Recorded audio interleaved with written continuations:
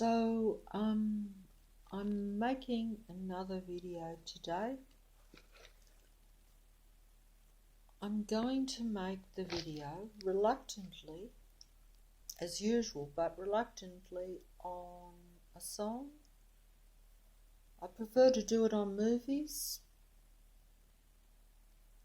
but the songs are a more condensed way of looking at the reality that we're now in. Even though, as you know, and I know, and some of you know more, some may less, I don't know. It's probably likely that most know more, those that listen to my videos. But I originally, as I said, the whole purpose of making the videos is for making a video for those that know less, like myself, or like I was.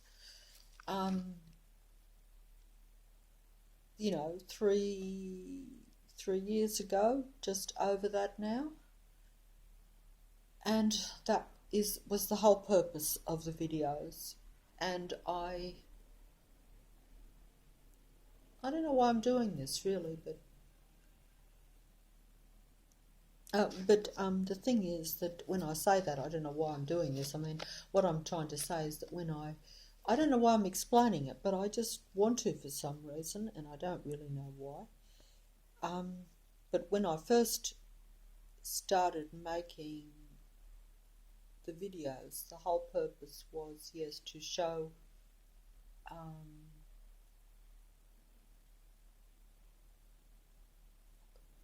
another human being. And I say another because at that time I was thinking only in terms of single people, really, because you know that when you do this sort of thing, that unless you are of the matrix, and I have to say that honestly, that's if there is any honesty in a matrix, because actually there isn't. I'm deviating already, I know, but that, like you can't even make a video, you can't think, you can't say anything without realizing that it's a matrix, and that everything is, from my way of looking at it now, is that everything in a matrix is just a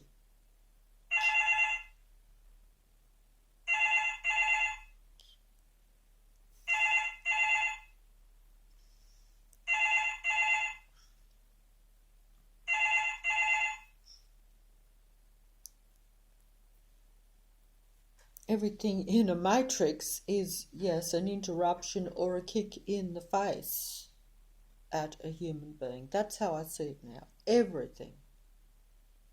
And I was just listened to this video 3 times just before I went to make the video, so that I could kind of get the not the feel of it, no, because the feel of it I had 20 years ago. This is not a new song. And I've gone off track here. Oh dear. Don't know why. Sorry about this. I shouldn't get frustrated, but I keep thinking that I'm making a video, yes, for like I originally intended.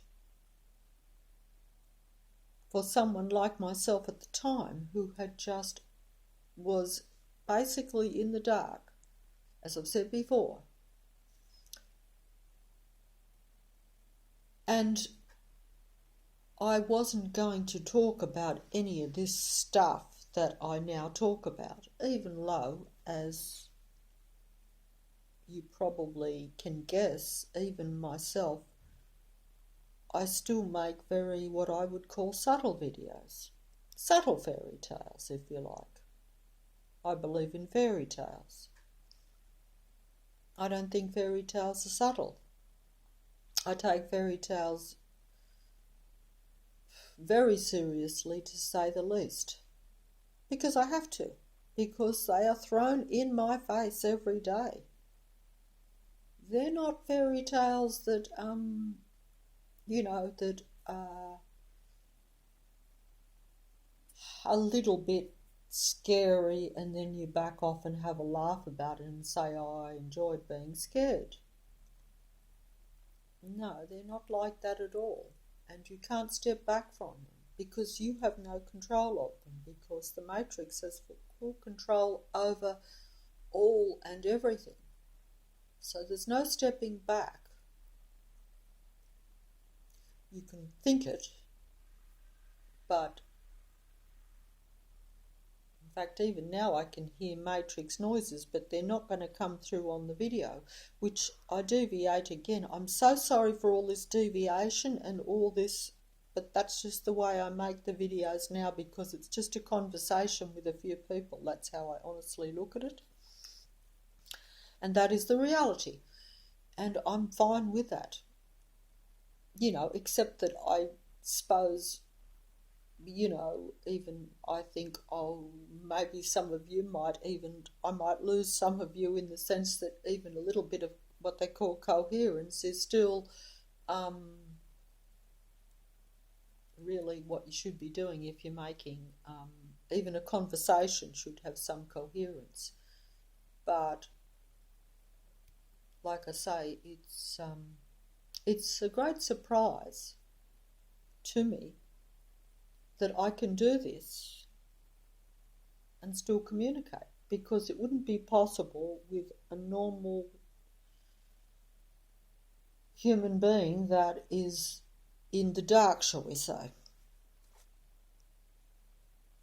Because if you already have, if you already believe in fairy tales, and you know that some fairy tales are so, then, I can muddle and go all over the place, and hopefully, and I think this must be the case if anyone listens, that they still are able to piece it together. Whereas a normal human being in the dark, you would have to be very coherent and very factual and actually be able to prove that there is reality to every fairy tale. This is not something you can do very easily. You can prove it to yourself, because the Matrix is opened up and showing you itself, in all its negativity, in all its negative aspects, and it's not hiding. The Matrix has come out of hiding for me 3 and almost a half years ago now. But of course it didn't open up fully. It has opened up very gradually. I would like to explain this, even though I may not need to some of you, but maybe to some of you, even though you may well be at a different level, and when I say a different level, have more understanding of the true reality than myself. But it's still interesting, or at least I hope it's interesting. It's interesting to me anyway, because it's my reality and I've lived it. It's not, some people think it's a joke. Some people think that it is just me exaggerating. Some people think it is me believing my own fairy tales because it suits my own failings in life. And it's an excuse or an alibi, like in the song, Bring Your Alibis. Yes, we do have our alibis. Of course I have my alibis, and of course I am using the Matrix now, yes, of course, to explain to myself, and yes, as an excuse for, the negative things that I've done in the past, and this is actually true. I guess what I am saying is that if I had known the big reality, or that the consequences, yes, even fear, because I've said this before. Yes, I suppose we should know. We should know what is really the correct thing to do. We kind of do. But we do let the matrix and the circumstances, which are the matrix, any circumstance that happens in your life, anything at all, is of the matrix. But yes, as some people say, it's giving you that choice. And yes, I myself have always made the wrong ones.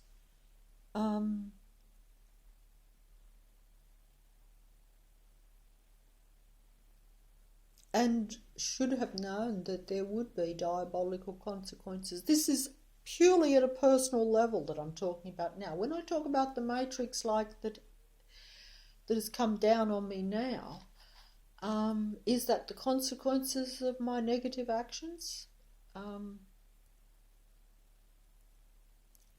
Was it expected that I should do better? Of course. I know I should have done better. And that is how the matrix gets away. And I say because, you say, I use the matrix as a cop-out. And some people have said this to me.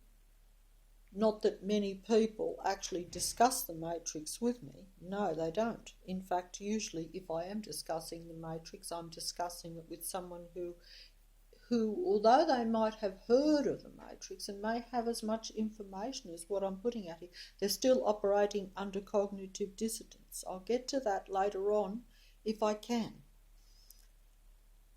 because I'm going to go into the song to deviate for a wee bit. There are reasons for this. I can't go into all the reasons. See, with the matrix, and I just say this because in making the videos, you're making the videos. There's nothing personal in making videos.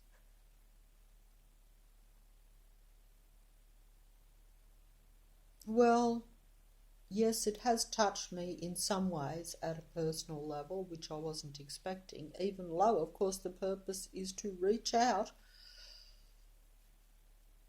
to those that may not be aware that their world is controlling them.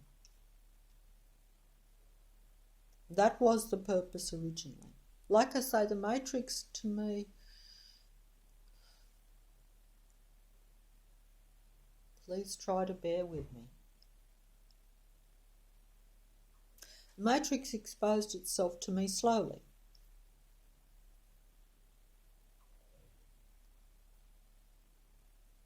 And yes, there is the impersonal videos, even though sometimes they can become personal too. They're personal in the sense that they're personal for me because I'm expressing what is my reality to the best of my ability and trying to keep composure too. And I admit that I've let go of that a few times too, unintentionally, but I've still put the videos out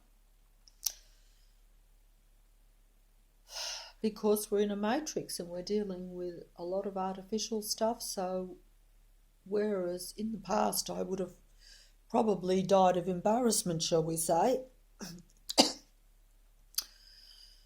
I almost don't have embarrassment anymore because the realisation for me, I can't be more dramatic or more over the top or more false if you don't believe in a matrix or you don't believe that there are real human beings who do really seriously think that we are not only in an end game situation. Even if it wasn't the end, it is a very difficult and serious situation for those that are confronted with it.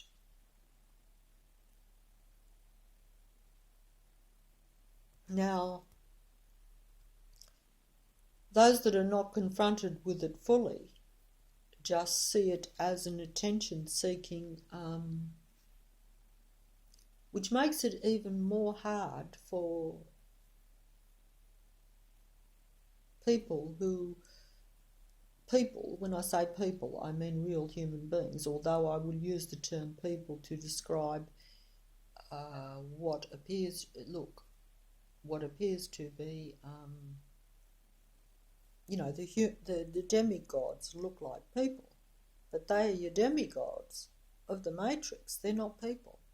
They're not real human beings.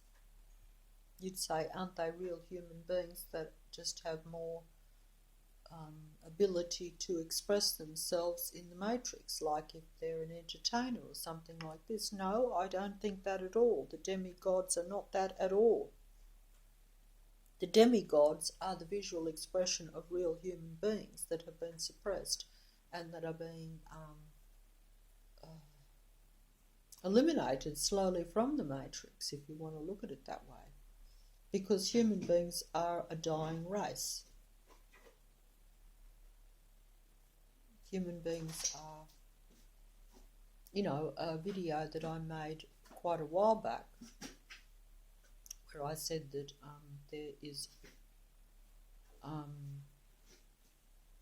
there's a battle going on between the Archon gods of the Matrix and human beings. And I haven't put that well. I haven't used the right terminology. I'm sorry about the terminology that I use. These are fairy tales, and I am not always going to use the correct terminology. And sometimes, to be perfectly honest, I don't know what it really is. Because when I say Archon gods, they're merely those that have full dominion over the Matrix. You can put your own names on them.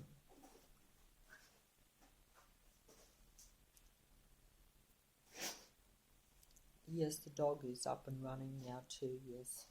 I should have known that he would make an appearance.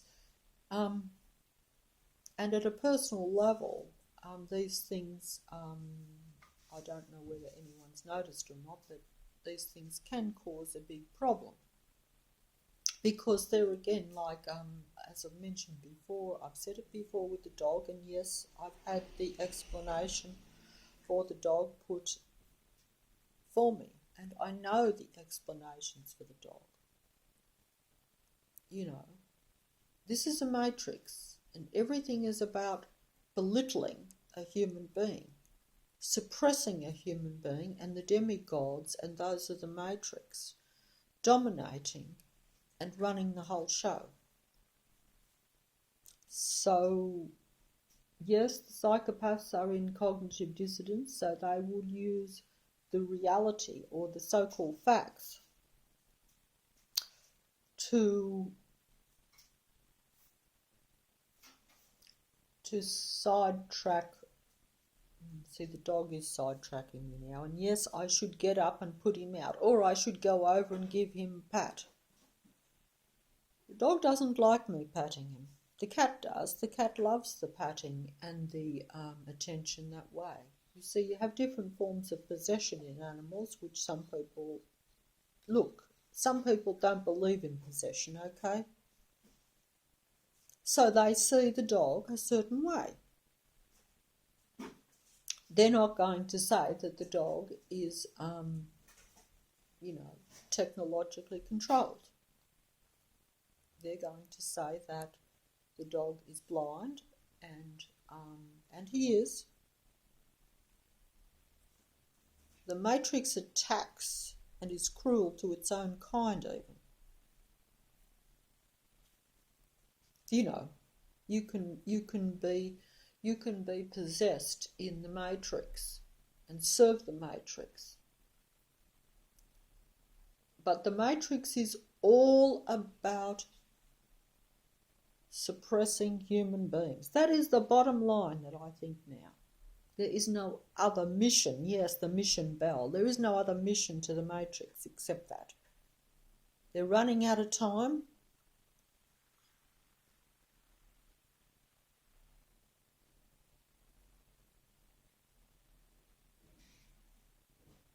They are running out of time.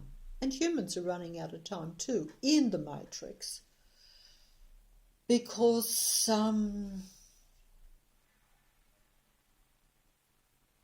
there's the Matrix blasting out there actually with its negative frequency noise, which, by the way, I can hear 20 times more louder than you. And also it vibrates through my head because I'm sensitive to it, because I have been sensitized to noise, as I said, because when the matrix, yes, I'm going off the dog, thank you for that. That's a good thing, to go off the dog. We'll get back to animals of the matrix at some point, or animals of the earth, or nature if you like,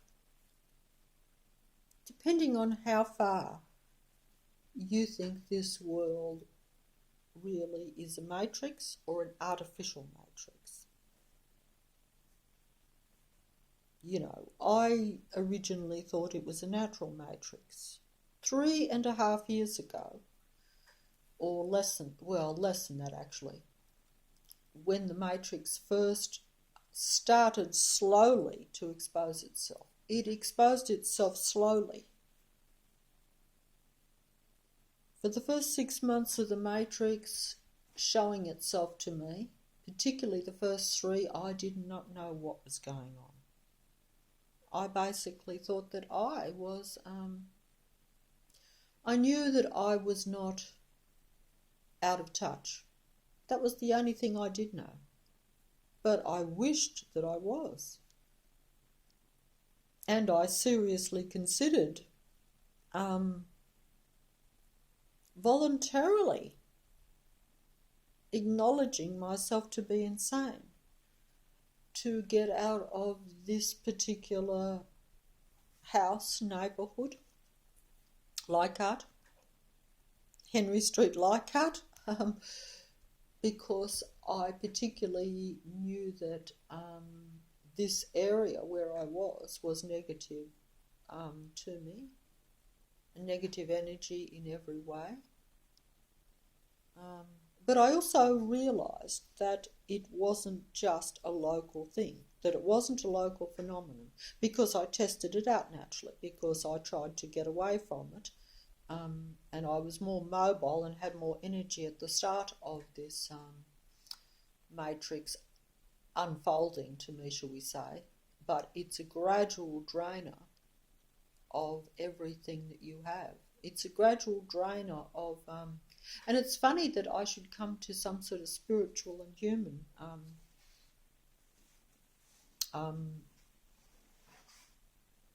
belief in that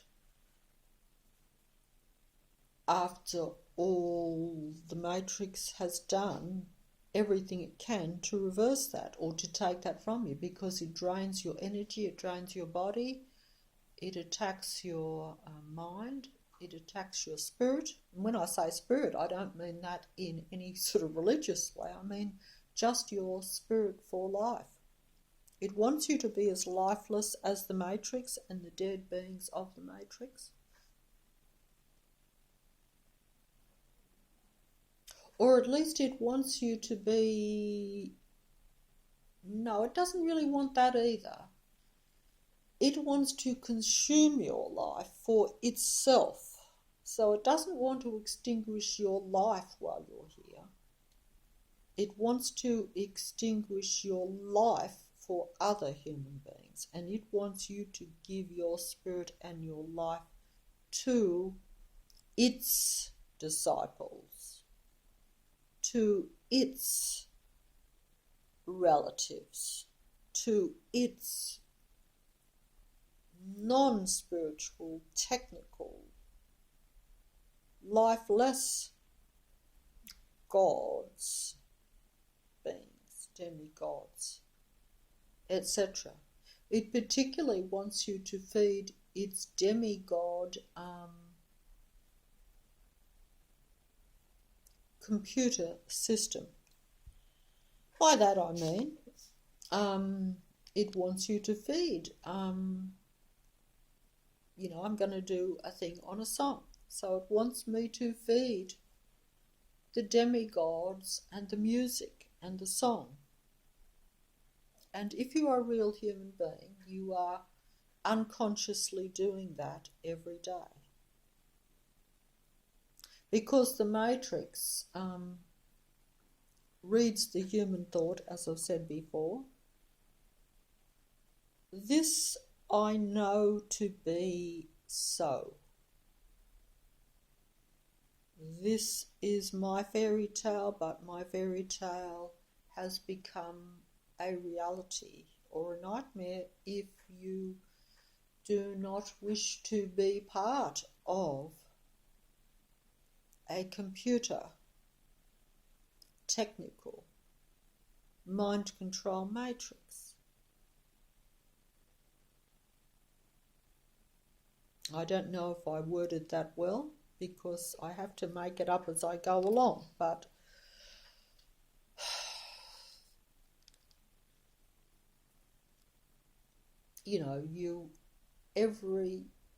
and how do I know this?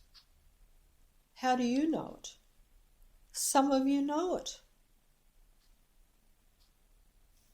Most don't, I think, or most real human beings, if however many are there. Because I could, I don't know what the real situation is. I focus on the human being now. The matrix opened itself up and eventually, sorry, I get sidetracked by the noise outside. I know you can't hear it, and that's why I left the one little video, because I don't do that. I should have a video camera or the mobile with me all the time, even when I go outside, to show the noise or the sound effect of the matrix, or what it is like living just at a superficial level in a city matrix. But look, I have to be accurate here too, because this may or may not be the reality for you or for everyone else. This is something that is very difficult for a lot of people to get their head round. Because it's a bit like talking about possession, it's a bit like talking about everything being technical, it's a bit like talking about technical beings, it's a bit like talking about all these things. And yes, I'm losing it here again. I'm sorry.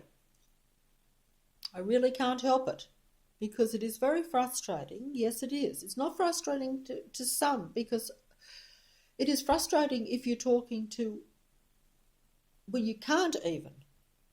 I could not say any of this stuff to most real human beings. Even when I'm saying if they are real human beings, I could not say it, because I would just look out of touch.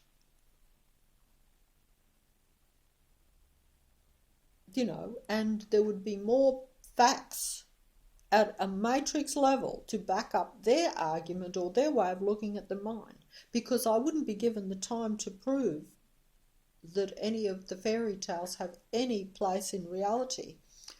And even if I did, cognitive dissonance and their sense of what they believe is already an established fact would be rattled, and they won't, even real human beings, with the cognitive dissonance that we talked about so much, and it's so true because I see it all the time,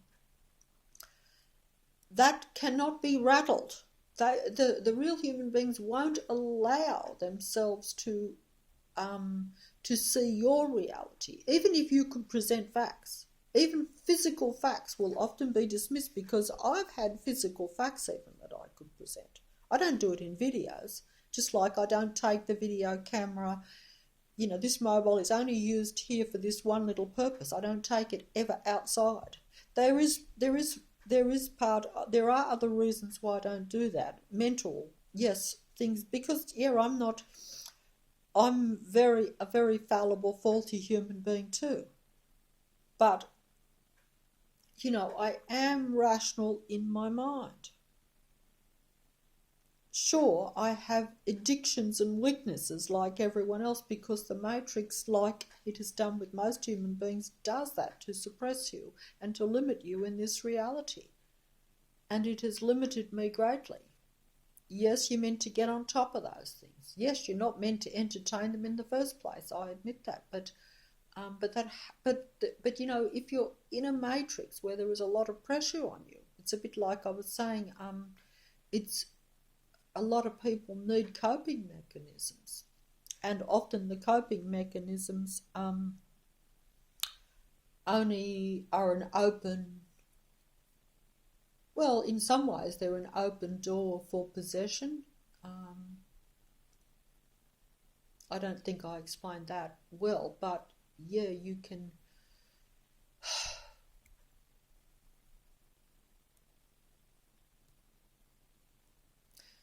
I'm not even sure if everyone can be totally possessed, but I know that many people can, and I just threw that in and I don't know why.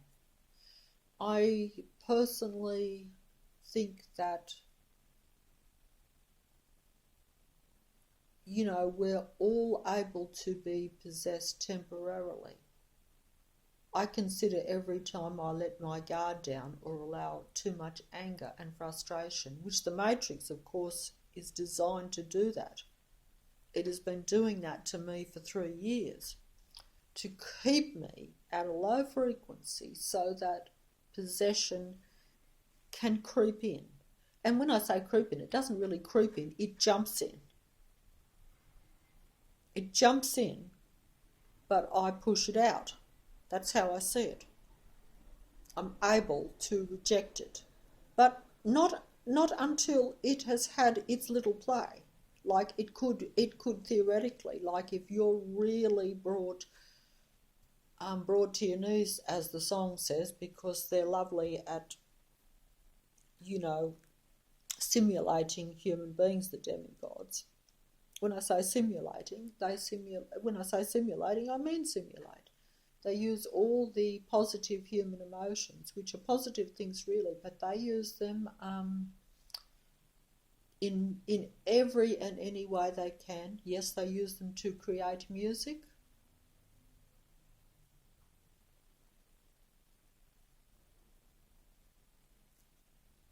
Am I too hard on the demigods? I was thinking that a few hours ago.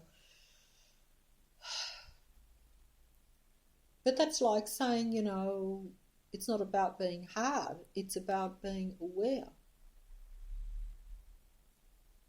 Like I say, you can have the sympathy and the understanding, but that is a human thing that will draw you in. It won't make you, this is a time now where I think that is not a sensible, not just to attack myself there, the Matrix normally is the one doing that, but of course the Matrix can move your hands too. You might say you are joking. Surely you as a human being have full control over your body. No, you don't. Not when you're in a Matrix, not when you're in the end time situation. And of course, for all I know, that particular phenomenon may not even be an end time situation. It could be quite likely that has been there all along. That is why the Matrix likes to and does do, which it has done. And, I'm not here trying to play a victim here at all. We are victims. But I'm not playing a victim. That's what I've been told. I mean, like, you get upset by this and that, so you're playing the victim. You want the attention for... All I can say is that that's not me, because I was... if I've explained it, and I shouldn't even have to explain myself, but basically the Matrix makes it so that that human beings will be put in that position, just as I'm in that position. All human beings will eventually be put in this position as time goes on, one by one. If it was happening jointly, it would probably make the awareness, I would think, even to many of the psychopathy, shall we say, But because it is played one by one and separate, because the Matrix is clever if nothing else. This is a mastermind matrix. But of course it has all the upper hand and all the advantages because, like I say, the human being is playing blind.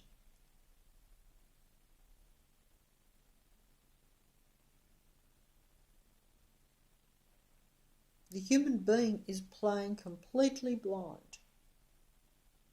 They don't know that, like I've said in other things, trying to use a comparison, they don't know that when they're playing their game of poker that the Matrix can see all their cards.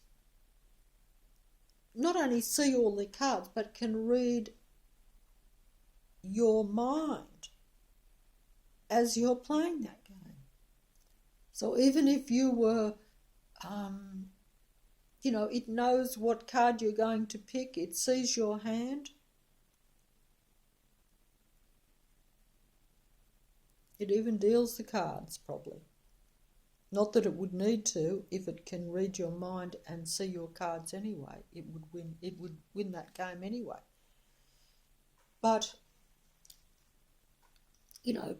real human beings don't know this, and until they are faced with the Matrix exposing themselves, as it will, all that is hidden will be revealed, as they say. But it's not being revealed to everyone all at the same time, no, because that would give the Matrix a possible loss, if you want to look at it that way.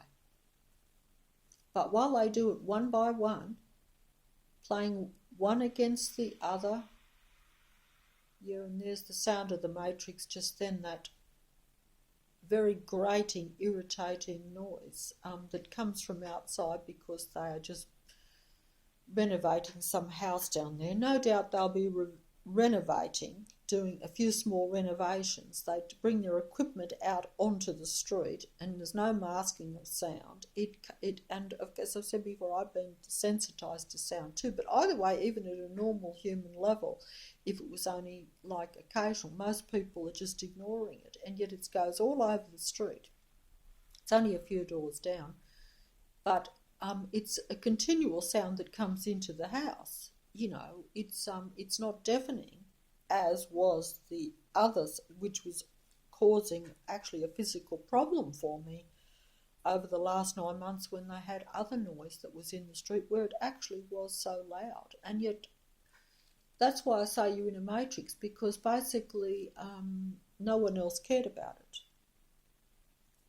And if they were normal human beings, they would be annoyed by it going on day after day, as it did do for months after months. And then they come back again and said they buggered it all up and had to do the street all over again. That was their excuse.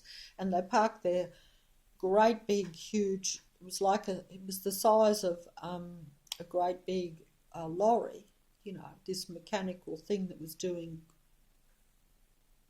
I don't know what, digging up the ground and stuff.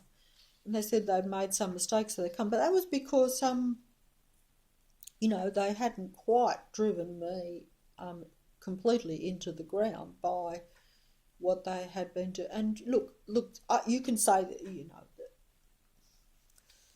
because I get real personal people saying things like playing the victim and, oh, you're just using all of this to make excuses for your own life and all this sort of stuff. And I get this, and that's why, it puts you off making the videos, even though I now know that, look, I shouldn't have to explain. The whole purpose of just me telling these things is, it's just an explanation. These are just things that have happened to me. And I just go back. I'm supposed to be doing the song, but I'm just going to go back and say that the Matrix opened itself up. And this is a warning, really, to be honest. In a way, it's a warning to other people. Because if you are aware and you are on the right track, it's possible your vibration is a bit higher, so you may not be as susceptible to some of this. But I would not, but I still think the Matrix, with its great power and its great resources, like, I think the Matrix waits its time personally, but I don't know. So that's why it is a warning in a way. Because, you might, I think that anyone who is aware of the Matrix, is a potential threat to the Matrix from their way of looking at it. But I may have some things wrong, because I don't understand why some people that know as much or more than me are only mildly played by the Matrix. When I say mildly, because, hey, even mildly can drive you up the wall. I know, because we've all been played mildly most of our life. This is the reality, is that from the day you're born, you are played by the Matrix and you are attacked by the Matrix. Every negative thing that happens to you, as I've said back in other things, it doesn't matter who or what you are. If you're a real human being, you are played by the Matrix.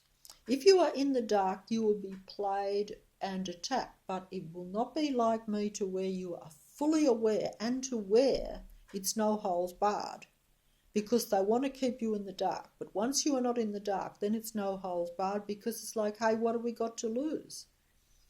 Not only what have they got to lose, but they know that you understand how it works to some extent. I'm not saying I understand it completely, but I'm prepared to back my fairy tales only in the sense that if I do something and I see it countered venomously before my very eyes, and I feel it, and they use the physical to attack the mind and the body of a human being, and psychologically to disturb you, this will be done by other human beings that are possessed, that either consciously or unconsciously work for the Matrix. Some human beings are possessed just as some animals are possessed, but they may or may not be aware they're possessed. I don't understand this fully myself. I can't say 100%. I've seen it though. They appear to understand the game they're playing, and they have no problem being as destructive and as lethal as the Matrix God entity and its minions. They are its minions. I'm not explaining this very well. When I say lethal, everything in the Matrix is lethal to a human being, because that is the purpose of the Matrix. That is the purpose of the Matrix playing. Yes, and the dog just gave me an indication over there that is correct. Yes, you'd say, well, that cannot be so, and he's doing it again. But that is because,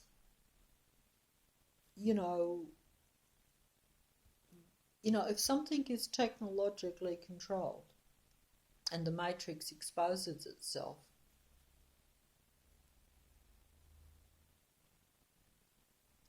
that is not, and the animal is possessed by a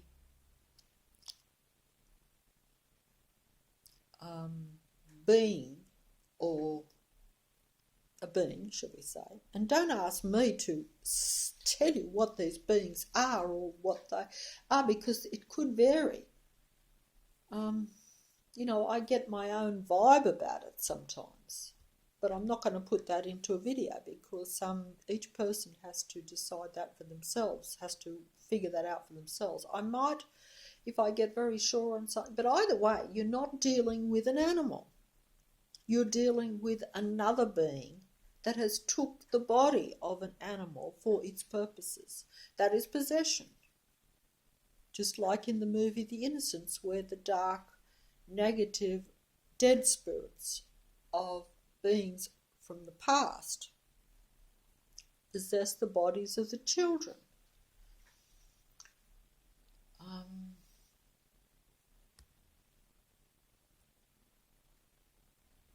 And I guess they do that, as I've said before, to play in this reality. To play in this reality and to keep this reality going, and to take as much from a human being as they can, with the purpose of them extending their time in the matrix, and, with the purpose of taking over human beings, because their time is running out. As I've said in a long time ago, when it came to me after I thought about that movie Prometheus, because I was not aware of any of this when I first started making videos. Not only has the Matrix, you see, the Matrix opened up to me 3 and a bit years ago, it's nearly 3.5 now. The time doesn't matter, but I just say that because out of my lifetime it doesn't seem like a real lot, but it seems like eternity to me now. But it opened up slowly, insidiously, very slowly, because it was hoping to keep me in those first few months in a state of confusion and no man's land, and to where, yes, I opted out of the Matrix by my own hand. That is the purpose of the Matrix, because then you can't leave the Matrix, or can't leave like the Hotel California. You're stuck, because you have to start all over again, I would imagine. I don't know if that's true, but as that seemed to be the driving force behind the Matrix at the time. And, all I can say is that myself personally, okay, I'm just going to say, from me at a personal level, I would say that the timeline of when the Matrix first started to expose itself to me, to where I was aware that I was surrounded by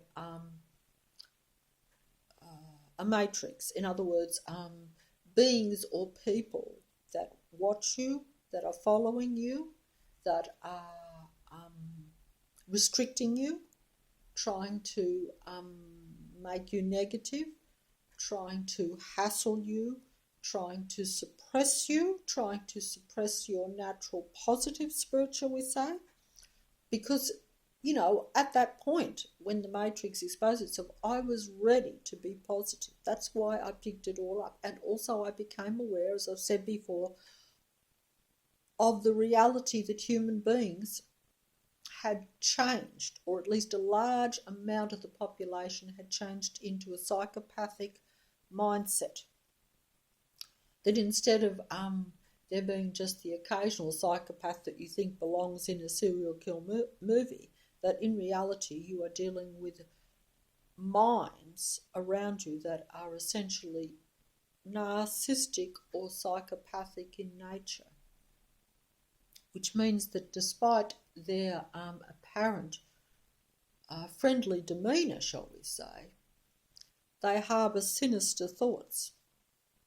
And that is the thoughts of the Matrix God entity and its minions, which is essentially sinister for human beings, or essentially negative for human beings, in the sense that it is about controlling, suppressing, dominating and destroying the human spirit, if you want to look at it. That was the conclusion that I eventually come to after about 2.5 years. I've obviously been of that mindset. Even when I made my first video, I wasn't fully aware of the full context of the Matrix. That's why I say that the Matrix itself has completely been in line with my gradual understanding and of the Matrix, and coming to that conclusion, which I didn't have at the start, but gradually as a few cars escalate into an entire suburb, as a few sticky-beaking people escalate into, yes, an entire suburb, and you know that it can extend outside of the suburb too, even though I myself may not venture that much outside my own suburb, but I know that it will follow me either way. In fact, like I say, I've made it easier by the fact that, that has been a gradual build-up, because the Matrix sets things up years and years before too. That's another point too. It doesn't, although the Matrix exploded onto me, although I said it was gradual, but it's felt like an explosion anyway, because the minute you become aware that you are tracked, shall we say, almost, where you think you're living in a normal, natural world where people get about their own business, and that, sure, you know that there's a certain amount of surveillance in shops and on the street and that sort of thing, but you don't think that people are actually watching you. You think, why would they? There's no reason for them to. Someone just goes down and buys a few groceries and comes home. It's not exactly riveting stuff, is it? No, but it's riveting for the Matrix. And you have to say, why is it riveting for the Matrix? Why is some mundane person that does very little, even in comparison to other people, whether they be the Matrix or not, why? That was my big question. I've said this over and over again because I had to say, why? And of course, the Matrix, as I became, the Matrix tried to counter my every thought. So therefore, as it countered, it also exposed itself. And the more the Matrix exposed itself to me as the time went on, the more it came further down. Because so then its negativity escalated in comparison or in alignment with my becoming conscious of what the Matrix was and what was going on and where I fitted into it.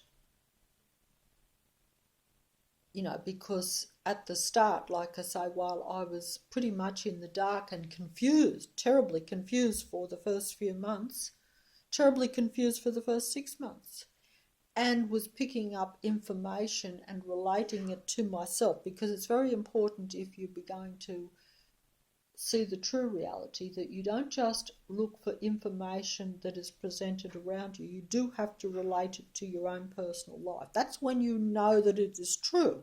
Otherwise, you wouldn't know it's true. You can't verify it otherwise. So that's how I did it, and I don't think I explained that very well. I didn't explain that well. No. Well, because it's happening to you personally, and you think it's not happening to anyone else. And it isn't happening to everyone else the same as you. Each person will be singled out according to how the Matrix thinks you are going to play in the Matrix, and what effect you are going to have on the Matrix. And I've said this before, right from the start, not from the start, but at some point in the videos, I had to accept that there was something special about a real human being. I consider myself a real human being. Yes, I'm not as impressive as the demigods and most others that are around me. And that is true. Because they are better actors.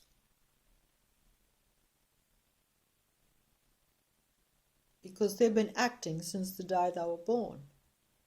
Whereas I've been confused since the day I was born and played by the Matrix since the day I was born.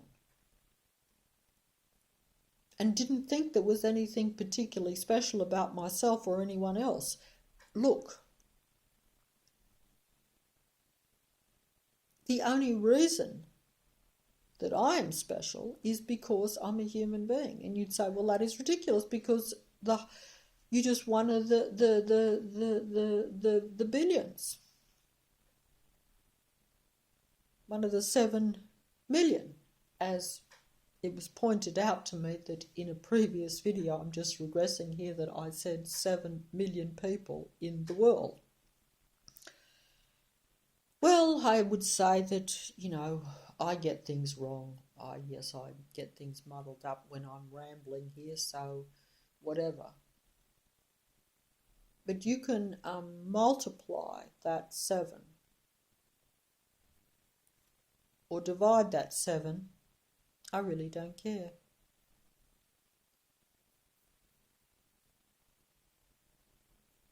But either way,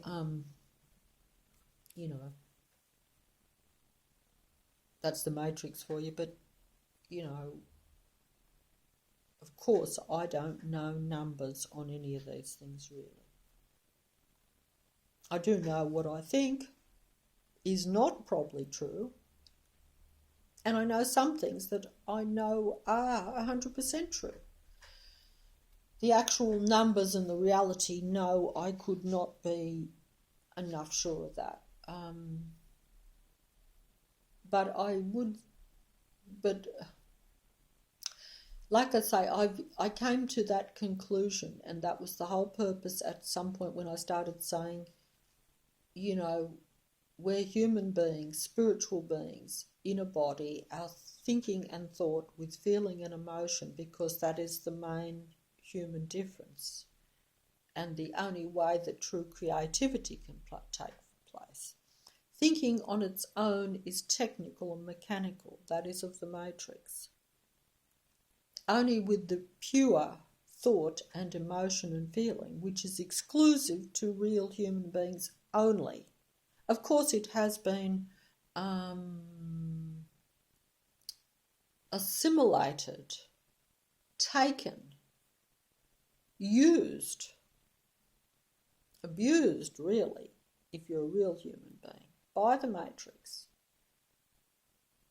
and by its beings, its artificial beings. Everything in the matrix is artificial. The matrix is an artificial domain, an artificial matrix.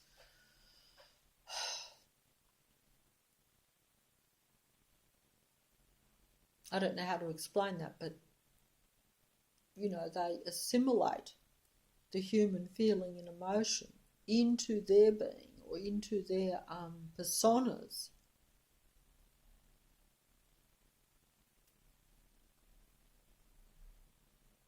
And for all I know, much more. I only know that it's projected back to me, so I see it.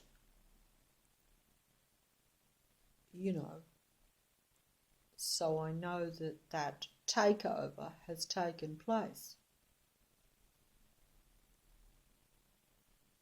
And that's why I said checkmate.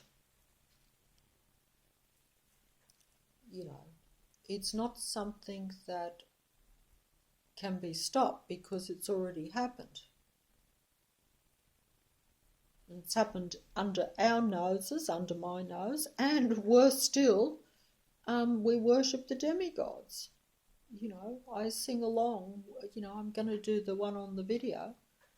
Maybe I won't now because I've rambled on too much here about nothing. But like I say, the matrix exposed itself to me gradually and in conjunction or in alignment with my growing accumulation of information that I related to myself and therefore knew was the real reality. Whereas if I had stayed at a certain level, as some people could happen to, when this matrix, if the matrix does open up hard on you and come right down around you and say, it's all or nothing now for us, there's no more compromises because they think they're going to lose the reality. If there is a vibrational shift, as I say, a shift in the matrix, whatever, I'm trying to be fancy here because I'm making the video, but look, it's a shift in vibration. The vibration and frequency, as I said 1,000 times, is the key to the matrix. in its hold over human beings and in its hold over the reality in a way. Because, the sun won't shine if there is low vibration. And the Matrix doesn't want the sun to shine on human beings. The human being itself is the source of the sun shining, in the sense that it is only their feeling and emotion, and that is why it is a spiritual domain. That's what the conclusion I come to, because the Matrix, at a physical, technical level, can destroy me any time it wants. It has shown this to me. It has threatened me with it. And it can take you to the brink of death and back. And most of the time it just makes you wish that you were gone, which also is part of its ploy on human beings, because human beings are not meant to be feeling like that and living like that. In fact, it's not living. We are the life of the Matrix, and yet we have a non-life. I am the life of the Matrix, but I have no life in the Matrix, in this earth, in this world. I'm not allowed to live. I have to fight to actually live. And if you are fighting to live, then you are not living. You are struggling, and you are doing it at an intellectual level too. Everything that should come natural to me is being now done at an intellectual level. So I am artificially trying to raise a vibration. This is not how you're supposed to do it, and I'm not saying you can't nudge it up a bit. It's a bit like if someone slaps you in the face and you turn the other cheek and smile. It is better than fighting, going into a full-on war with them. But if you seriously think that you're going to walk away and be happy about that, no. These things, because you are a human being, these things hurt you at a psychological level, particularly if you are dealing with people that matter to you. Sometimes human beings can be so sensitive, some of us, that even strangers can affect your whole day just by, a mean word or something like that. This is where others, when I think I got a comment, I mentioned this comment because occasionally I get a comment. I don't get many comments, but in the past I used to get very few, but I got one or two early on where, it was expressed to me that you must remain very calm in a matrix. You have to be indifferent to a lot of the attacks that will be launched at you from fellow human beings or apparent fellow human beings. And that is very difficult for a human being. See, that's why I say a human being is the all. There's no comparison between this matrix technical variety of beings and a real human being. But everything that is human, that is the whole life of everything, and that is, it's beyond comparison really, but we take it for granted. I know I took it for granted. In fact, but that's because the matrix makes all the human emotions and all the human sensitivities, they will just be used to bring you down. And the matrix will consume them to bring themselves up. That's how it works in this matrix. So actually a human being has to behave, or at least think, a lot more almost like the artificial matrix. In other words, remove themselves from being as human as what they really should be, and provided they were content humans or happy humans, yes, this would be a great benefit, but this is not going to be the case. You're in an end time scenario matrix where everything will be launched at you to make you a negative where your feelings and emotions will be brought down to their lowest point. And if you, the more aware you are of that, and if you're in a position where like I say, for some human beings, all these things were expressed to me by a few people in comments many, many, many videos ago. And I was actually saying the same thing, but it's funny how sometimes you'll say something and you're the one doing the talking like me, and yet someone else will leave a comment and you'll be like, that person gets it even more than me. Like I'm expressing it, but I'm kind of expressing it but floundering as well. Because yes, I am, I'm sure, but I'm also unsure. Because the matrix, when I say the matrix, the environment, everything that is around you is the matrix. The environment around you, the circumstances around you, the people around you, even the animals around you, will not be there to raise your frequency or vibration. They won't be there to make you happy. Not in this particular time. To my way of looking at it, if I go back over my own life, I would have to say they never were. And I just say that without trying to dramatise my own thing, but I have known many animals over my life. And I can honestly say that I could recount them to you, and maybe one in another video I will. But I cannot think of one animal that has brought me any pleasure, and yet I have always encountered them and had high hopes that way, because I have seen them as something that I connect to, particularly in the past. Now I still connect to animals, but of course I'm a lot more skeptical because I'm aware that many of them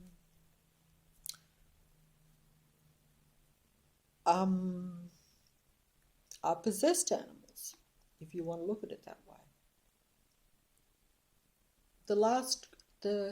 I think it was the video before last when I just randomly mentioned the dog during the video, and that was obviously a big mistake, I would have to say.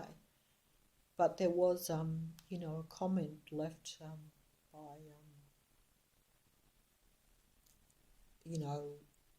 a gentleman that watches, obviously, and he seems to be quite interested in the videos and aware of.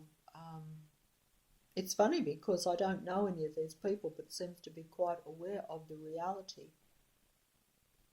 And he expressed, used the term, the poor puppet animals, and I thought that was kind of quaint, but incredibly accurate in a way, because yes,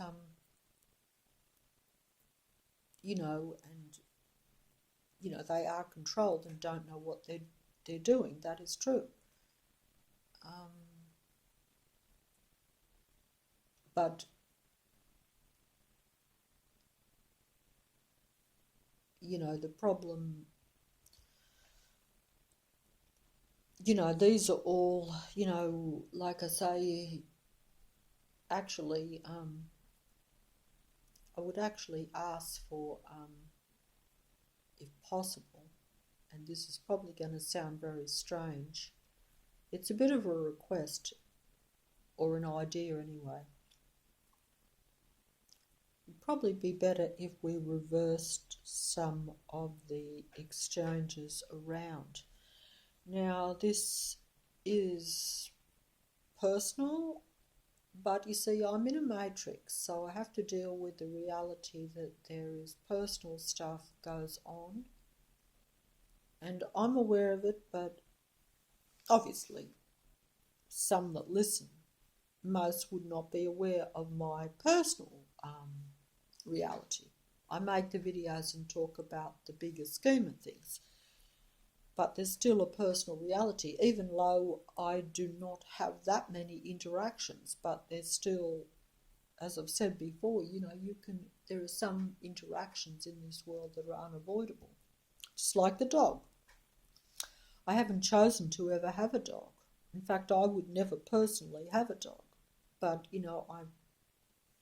you say, well, why have I got a dog? Well, look, that's what I say. It's personal circumstances that have led to that. But I never went and bought a dog.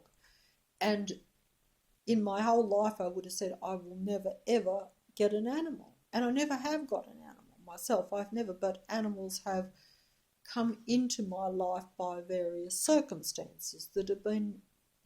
They haven't been unavoidable, but for someone like myself, they've been unavoidable because the Matrix knows how to play you. The Matrix knows that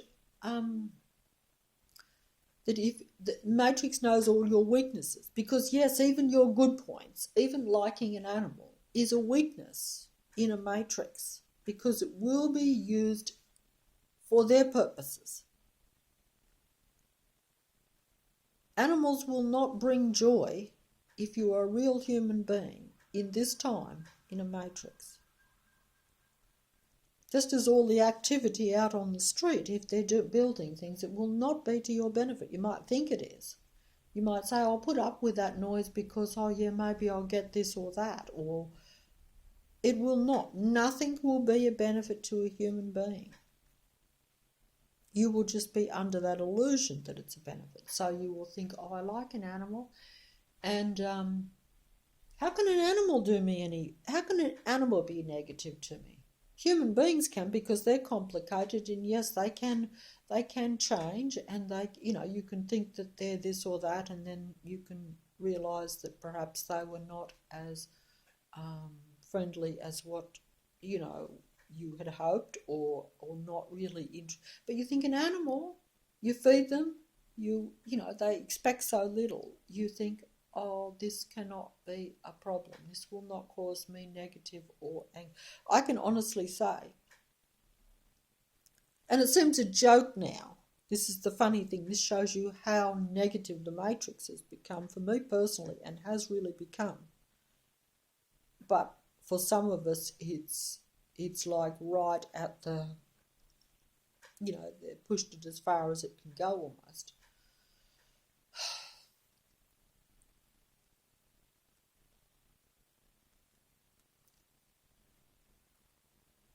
And I've lost my track here, but that looked at them. Yes, in the past, and I wouldn't even mention this now. I am mentioning it. It's a bit like mentioning minute details that I would laugh at now. I remember about 7 years ago it was now. I may have even done a video on it because I've lost track of the things I've rambled about in the videos. I know I've mentioned animals on occasion, some animals that I've encountered. Just as an example, to show just to show my point of view of the Matrix and of the reality. But yeah, I had an animal about 7 years ago, it would be now. 7.5 maybe. Not that the time matters, but it's a reasonable time. And, at the time, I think I might have mentioned this in a video, and some might have found it laughable in a way, but at the time, it was a wild animal too. It wasn't a domestic animal. It wasn't an animal that I chose to bring into my life, but the Matrix left it sitting there on the corner of a road one night at about midnight when I was coming home after picking up some groceries because, I chose to, at that time, walk a long way to get my groceries at this place at midnight. And it was just waiting there for me. Even back then, I had no knowledge of a Matrix. I thought it was a random natural world, just coincidence. But even then, instinct, this instinct that I've mentioned before, so important that we dismiss, but instinct told me, look, this animal, this bird is just sitting here waiting for me. I actually said to myself, I think this is a setup. But I thought, no, it can't be a setup. Everything is thing. But I'm going to go for it, yeah. And sure did I go for it. I fell for it. Because I couldn't walk away, and the Matrix knew that. Another person would have walked away. I should have walked away. You'd say, oh, well, no, you were human and you were a bit kindly. No, I realised that 6 months later when I woke up to it all. I'm like, hey, I would have not only done a better thing by myself and the actual bird if I had walked away, but I would have caused myself a lot of less grief and a lot of less repercussions, because it caused repercussions personally, emotionally, at many levels, even though this was years ago. And now I laugh at that because, you know, the Matrix was not particularly coming down or exposing itself to me at that time. That was a small thing that escalated into a huge thing for me, and the Matrix knew that it would, though. But I remember thinking at the time, this is the worst year of my life. How can anything ever get worse? This is the worst. It has to get better. If I can just stick it out for a few months, I know that the next year will be good, because nothing could ever get worse. Boy, was I wrong.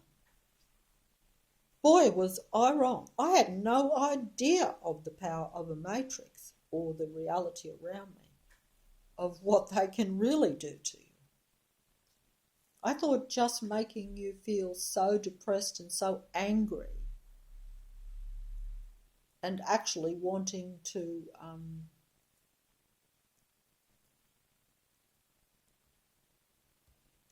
but I would say that the Matrix would have despised me at that particular time. And these sorts of little incidences that the Matrix sets you up for, they despise human beings that they see as totally stupid to place what, you know, I would consider a real life source or a real life form, even if it's only in the form of an animal. They despise it when a human being values that more than themselves and more than, more than, they just despise that,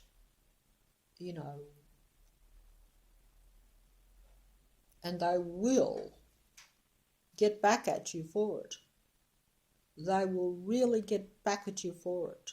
They will set you up, because it's a set up reality. They will set you up then so that you will end up doing more harm to the animals that you secretly like and hold in high regard.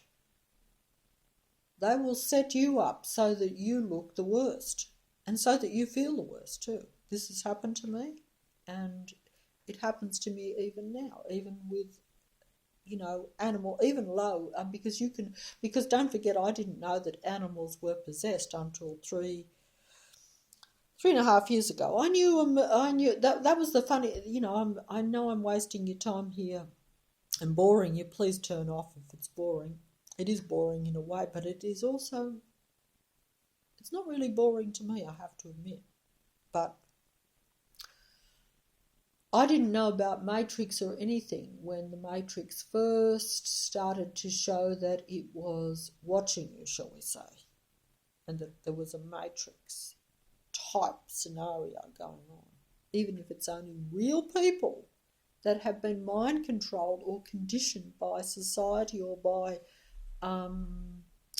or just by the technology around them, because you might use technology and they might give you information. You might say, oh, we've got to follow that person because this technology has given us information. It's important that we follow this person because this person might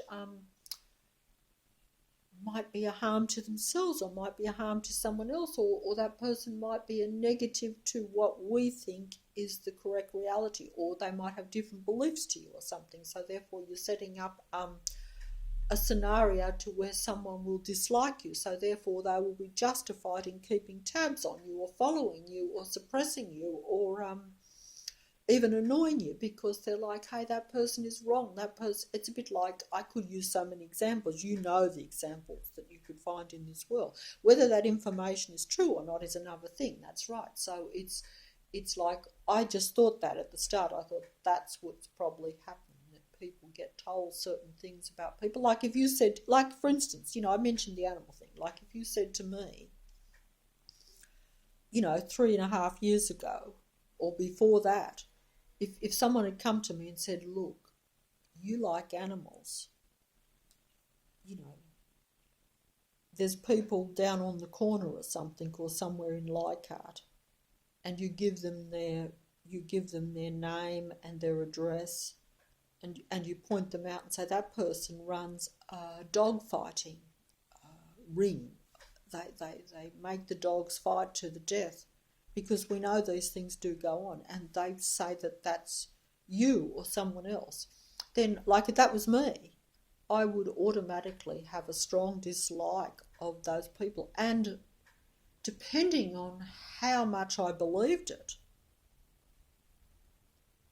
and even if I didn't believe it, if I'd say, why would someone make that up? So I would, and depending, and if that is something that is a passion and something that you hold dear, yes, you would probably have no qualms and would feel justified in hassling and even hurting that person, because you think they're doing something that is terribly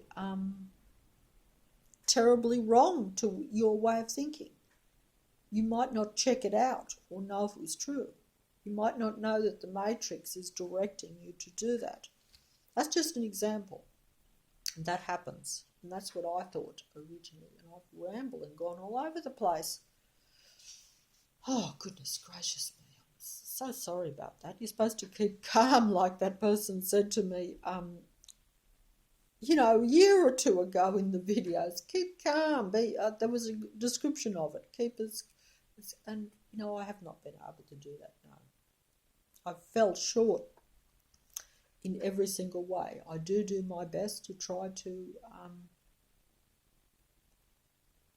like when this video folds, I will do my best to try to ignore the Matrix. I will do my best to try to ignore the noise, the negative frequency, which brings my frequency down, which goes through my head. And don't forget that this is just an example, and this is just as a warning for you, because it could happen to any of you. The Matrix only needs to get enough people around you to do this. And don't forget that it doesn't even need, it can still do it even at a industrial level or an industry level, because it doesn't have to be just personal individuals. Yes, sure, individuals or people, regardless of what their psychopathy or their makeup is, shall we say. When I say makeup, I mean what they really are. Real human beings are the hardest to get to go with a negative matrix. But yes, they can be enticed. They can be seduced to do that. They can be tricked into doing that, if you want to look at it that way. So many ways, like the Hotel California is about that seduction in a way. Assuming that's the case. That's how I interpret it, but it doesn't matter, that you can be seduced into negativity by the matrix. Your good points will be used against you. They will be used as a means of seduction by the matrix, but some are of a different psychopathy anyway, so that is going to be much easier.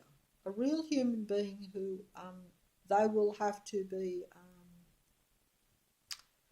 figure it out yourself. But either way, I go back to this kind of what I say as a warning, because it can and probably will eventually happen to everyone. That will also depend on how much control the matrix finally has. If the matrix already has full consensual control of all its beings, regardless of what your makeup is, then it won't be essential for it to come down hard and expose itself on real human beings, because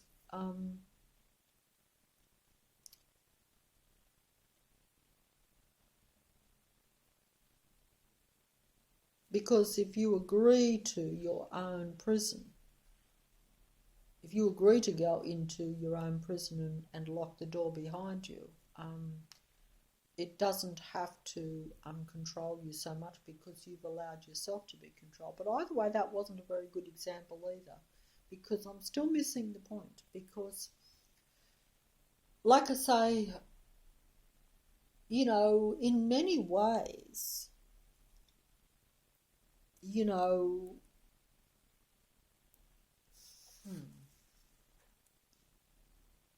well, in many ways, I was in a self-imposed prison for quite a lot of my life. Obviously, I broke out at different times, but even when I broke out, I was not of a high frequency. So if you're depressed and you do something out of the ordinary, you're still feeding the matrix, you're still keeping the matrix stable. You see what I'm saying? I don't think I put that properly. So you have to see, it's very hard when you're talking personally, because to explain your own personal life you need to go into details, and I would be talking to the end of time. And I've done this in the past too, to where you try to explain yourself, and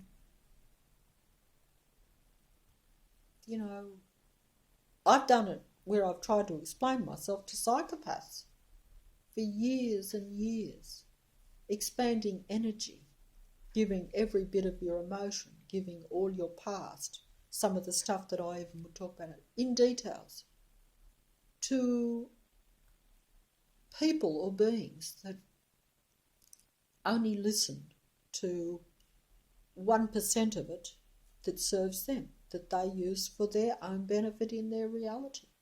That is how the Matrix works. That is how the Matrix God entity works. That is how its disciples, demigods, worshippers, followers, believers, its minions that make up most of the earth, that is how they operate. Just as the psychopath does that. It just looks for what is useful to itself. It's not really interested in sharing your thoughts or sharing your misery or your joy even. It's not interested in that. It's just interested in utilising it with its aim of taking control of your earth. Well, it's not your earth, it's really their earth. But they want control of you as well. The Matrix already has control of its matrix because it's its matrix. But it wants control of the few remaining human beings. That really is the bottom line. It knows that some it can control, but it can't take them over. It knows that some it can even temporarily possess and infuse them with anger and animosity and frustration and, thinking negative things even temporarily, because you are fearful, terribly fearful. And you have a right to be too, because when you're brought, you're faced with death really. In many ways, not necessarily on a daily basis are you faced with death, but you're faced with hating life, and sometimes you are actually even faced with death.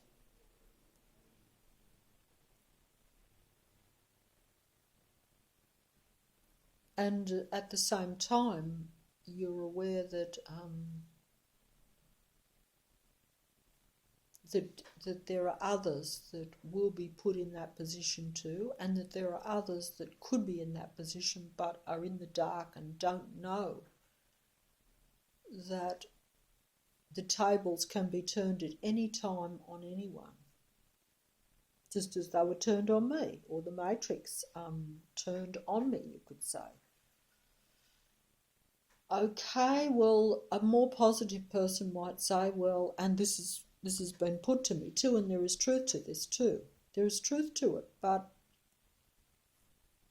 I have to admit I don't see it. I do see it as, yes, an eye-opening experience that's opened your mind and your person up to what should be and to, yes, all the terrible mistakes.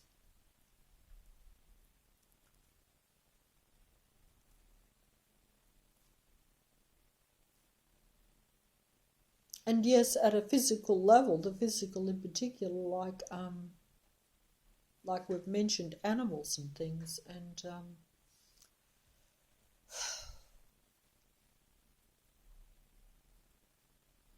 yes, I've got the energy to sit here and make a video because I'm sitting here and I'm concentrating, and because my emotion and feeling is right behind it,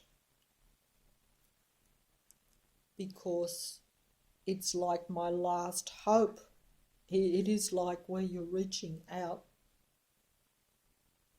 clutching at straws, as I've said before, clutching at a straw or a few straws because there is little else. But that doesn't mean that because you can do that, that you have energy to do a lot of other things that you're meant to be doing in the Matrix. And yes, because you see it as more positive at the back of your mind, because you think that hopefully you're not talking to the Matrix kind of disciples, shall we say, or the Matrix followers, or those that believe in the Matrix to such an extent, so you don't feel that it's entirely negative. But you still, the little bit of energy you have left to give the kindness to a possessed animal is hard. And it screws you up in the mind because, yes, you are aware that the dog is blind, that the dog has been maliciously attacked by the Matrix. A normal human being says, yes, that's not a malicious attack by the Matrix. That is not from energy being sent to the dog's head to cause a seizure. That is not set up Matrix, whether it be with humans or circumstances that causes the blindness. And then why have you not been able to fix the blindness? And why did the animal go from being the super fit, muscle-bound animal into now depleted and completely, causing problems in the sense that, yes, even a dog that you can't take out or can't look after it, can't do basic dog things, can't, will defecate and pee all over the floor all the time. And then you'd say, well, yes, you need to take it for a walk, but you yourself, and I did do this originally. In fact, my whole intention, that was the funny thing about even the dog. I knew it was possessed 3.5 years ago, and I yes, I am making excuses for myself here, or even defending myself, which you shouldn't have to do. But I'm just explaining it really for, I'm not defending myself because I don't really care look, I think it's this way. If you don't believe in fairy tales, and if you don't believe that animals can be possessed, and if you don't believe that animals can be technologically controlled, much less to believe that this is possible with human beings, even though I say it happens with everything. If you don't believe that, of course, from an outsider's point of view, or even a real human's point of view that just sees it at a practical, real, natural level, of course, none of what I say makes any sense and appears to be a cop-out and an excuse for my own slackness, for my laziness, for my selfishness, yes, for all those things. And I would agree with that.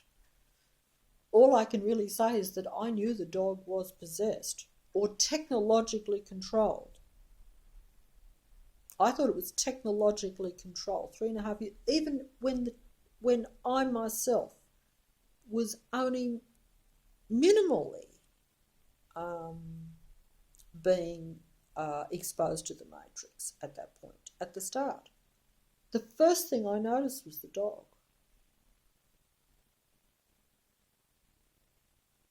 A week, 2 weeks after it had, where I saw a few cars trailing around, to where I'm like, there's something funny going on in this world, something funny going on around me.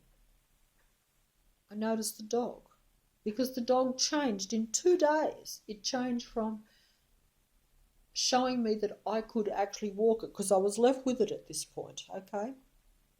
I was left on my own with the dog at this point. No, it's not my dog, but it doesn't matter. But, and I actually said to myself, the dog is fine. I don't want a dog, and I don't particularly like walking a dog, but I was walking the dog for 2 hours. Sometimes 3 every day. Just around. Yeah, I was doing my own little things and taking the dog. It was a hassle. But the dog, for the first 2 days, showed me that it was going to be cooperative and that it was a real dog, and that even though it's a big dog and that don't like walking a dog and don't know how to, I thought, hey, it's going to be fine. I won't enjoy it, but it won't be a problem. On the 3rd day, we had an about turn. And a few weeks later, I became very aware that the dog had changed its entire personality, you could say. Not that it was ever loving or particularly cooperative to me, but it was under my, it was cooperating with me those first 2 days. It was, in other words, it was going to obey me and going to be almost like how should I say? Well, an animal that I could actually, I hoped that the animal would be happy, that I would walk it would, because it liked to walk, and that it would not be a huge problem for me. It was an inconvenience, but it was going to be something that I could manage, and the dog, and I actually said to myself, that will be my purpose now. I've lost all the people, I failed there, but the dog is left to me, and the dog is a real dog. This is what I thought at the time. And it's probably only got a few years left, but I will stay here, because I wanted to actually move. I will stay here and look after the dog only. I will just do my best to make my own lot as best as possible, and I'll see to it the dog has a reasonably comfortable life just for the last few years. Because I assumed it, because it was a certain age that it had that. But either way, I hoped that it would live as long as possible. And I was going to make sure that I did everything physically to keep him happy, because I knew that he was an active big dog that needed to get out. That's why it's actually negative for a dog like this Simba dog here to be in the situation he's in now. I have to say that, because he was the most active dog in the world, and even when he was old, because don't forget he was reasonably old when I was left with him, he was still capable of walking for miles each day. In fact, I would be exhausted after walking him at that time. That was before the Matrix drained me gradually. And also, it wasn't pleasant walking around the streets when you have a Matrix around you. Whereas if you're unaware of a Matrix, or the Matrix is not closing in on you, Shay, in other words, where you've got a lot of traffic around you and a lot of people around you that are of the Matrix, and you're aware of that. So they're, it's like being stalked, isn't it? On a huge scale, though. So it's not very pleasant even walking a dog under those conditions, but I was doing that because by about 9 months I became very aware like I say, the Matrix escalated. It escalated its numbers and its mechanisms and its machinery. By that I mean its technical things, even cars, aeroplanes, trucks, trailers, motorbikes, any machinery that is around, whether it be on the streets, And believe you me, it's been everywhere over the last 12 months. It has been astronomical, the amount of repairs, roadwork, digging up over and over again of every street. Because the only way that you can tell the difference between the matrix being exposed and a non-matrix, and assuming you're in a normal world, is that you compare it to before the matrix opened up. Because if you live on a certain street and you have a certain number of cars that come in and out because you've lived there for 20 years and you've walked down the same street, so if there is double the number of cars on the road. If the number of buses has escalated to,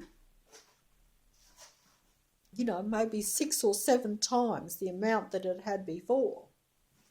And that's being moderate and if the planes go overhead your house when they used to not. Of course, now we have that closed down because they don't want you travelling. So that's another thing. But that's the matrix countering everything.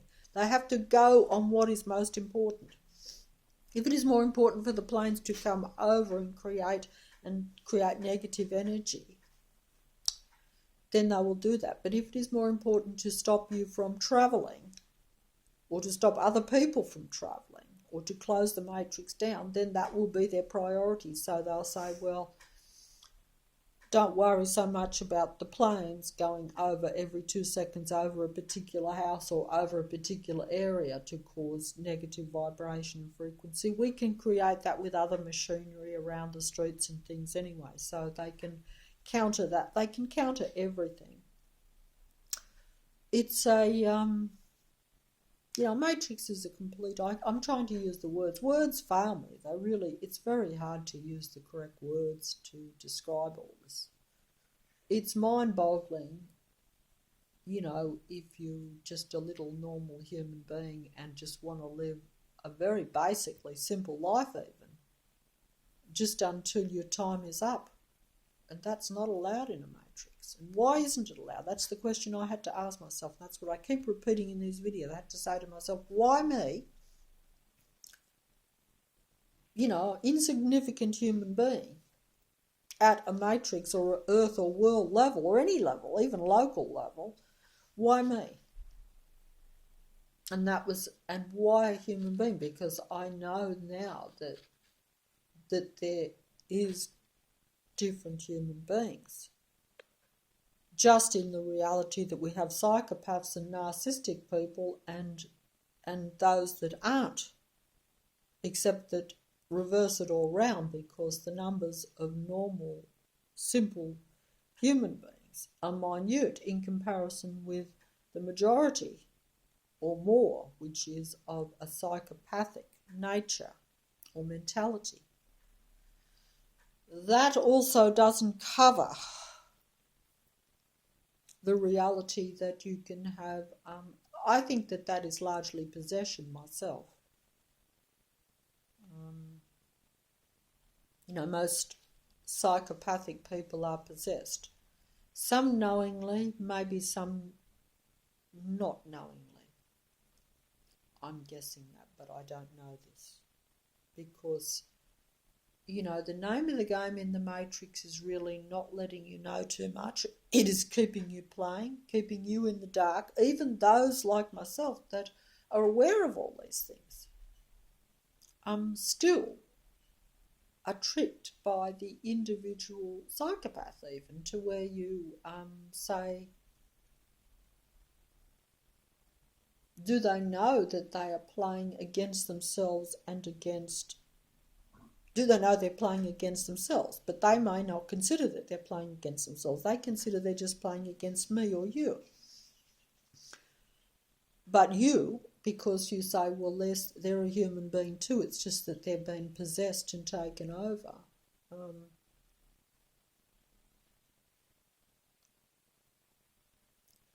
But see, I'm going to really just make myself look really stupid here, I have to admit. but I'm just going to put it out there and maybe you can think about it. Maybe you already know, because I'm not sure. Like if I say the dog's possessed, right? Because originally I just thought he was technologically controlled. I've said that before. I didn't think he was possessed. I thought he was a real animal that was being technologically controlled and hurt by people that were using technology to control the dog. That's what I thought originally at the beginning, 3.5 years ago, okay?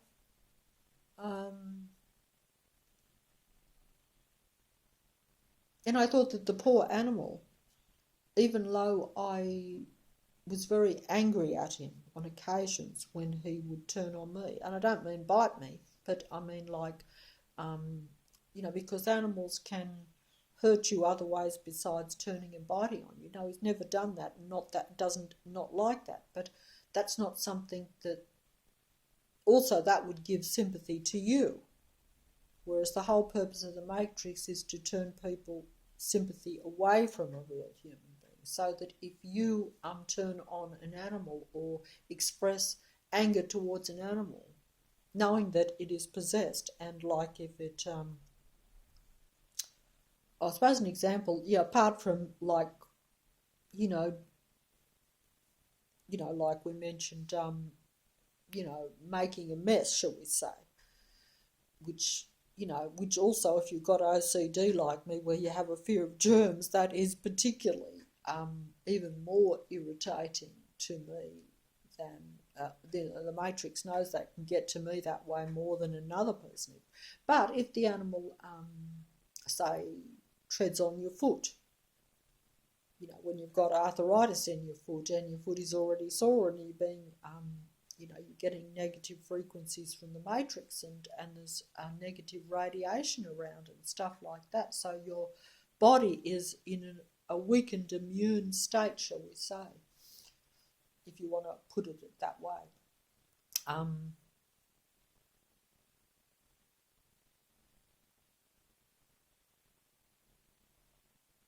But like, or like in my particular case, and like the dog that I've got here, he was always a very powerful dog, a very strong dog, not a real big dog, but incredibly strong, stronger than a big dog that used to be with him that was double the size, that was one of your great big bull mastiffs, which is one of your biggest, most powerful dogs. He's more powerful than that dog.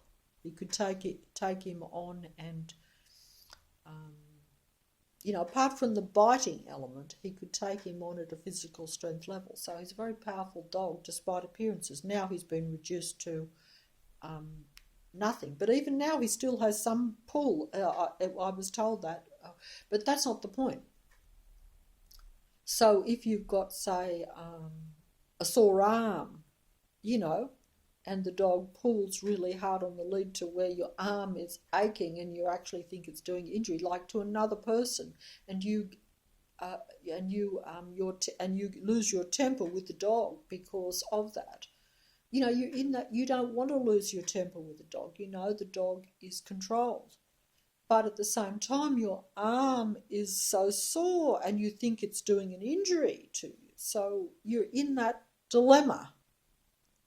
And the Matrix loves to put you in that dilemma, to where you not only look bad because you'll have to do something to stop the dog if you can't control the dog to stop it from pulling your arm, to where, that's what happened to me. It used to happen on a daily basis when I used to walk it too. And then I would feel terribly bad for going crook on the dog. And actually, you would almost have to somehow stop the dog physically from doing it. So how do you do that too? So then you are resorting to a kind of violence, what I would consider to be a type of violence, which, for someone who actually respects and likes animals more than most people, especially if you know what this world really is, if you understand this fake Matrix, this anti-life fake matrix that is populated by fake anti-life people, and what they really do and think. And then you, as something that values life, is reduced and made to resort to behaving as though you are anti-life. The matrix just laughs and laps it up and has a ball and dances. I can't say that with more... And yes, some people say, well, look, you're meant to look on the positive side of it.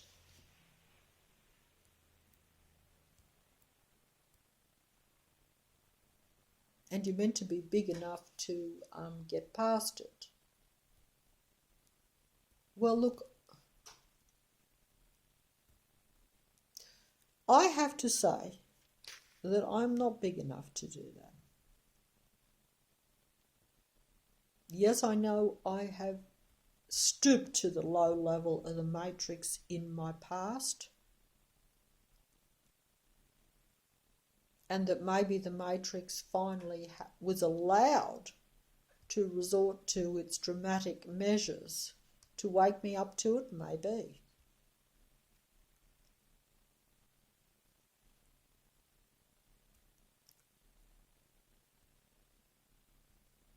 But I still think that it is playing for the matrix, that the matrix is allowed to do that at a personal level. And that is these people that talk like this, and some of you may be like this, are at a higher level than me, at a spiritual level. I have to say that. I am not at that level. I don't believe that. I do believe that, but I don't.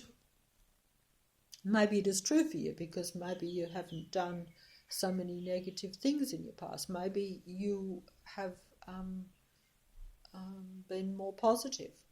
Maybe I've done more negative things, so maybe you're punished more for that. I don't know. That is quite possible. But I still feel that the matrix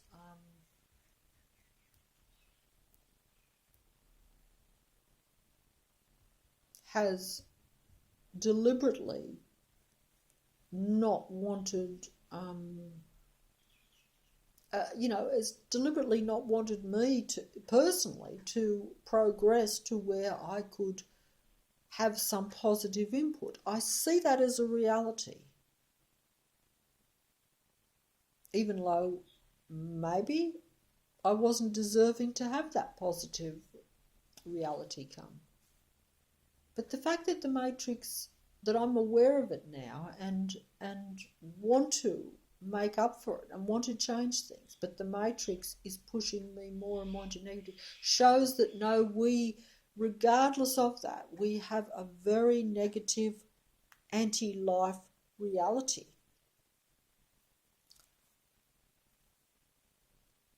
And that, there is no, there's, to me that is the case. So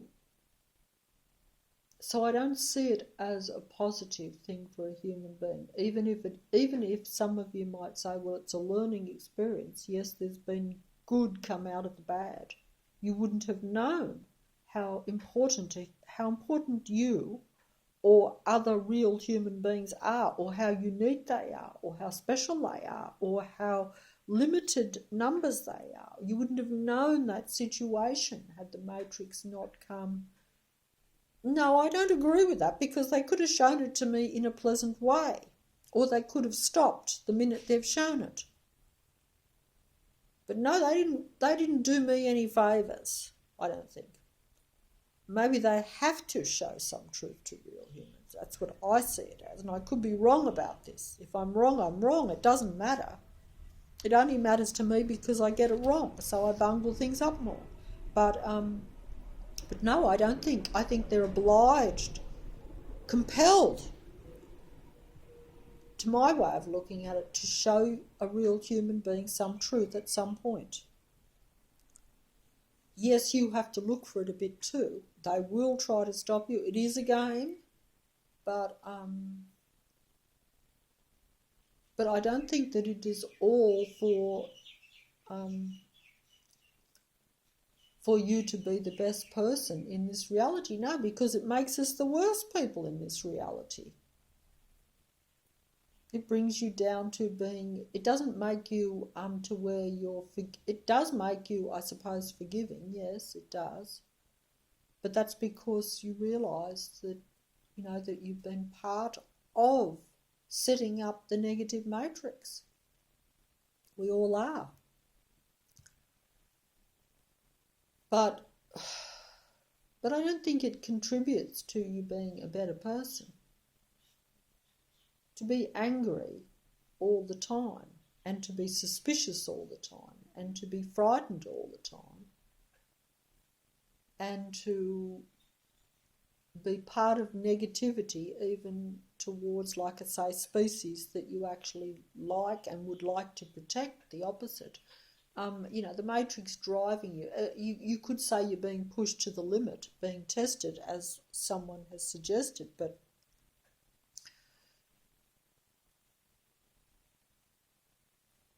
why would you need to be tested on something that they already know is true? The Matrix has already known in the past that my feelings on certain species and things and all that. So, no, I don't think that they're testing your... Well, they're testing in a way. It is a trick thing. There is a test there as well. It's very hard to explain. And there is a mental, intellectual almost challenge as well, to where you're trying to say, well, what is the right thing to do?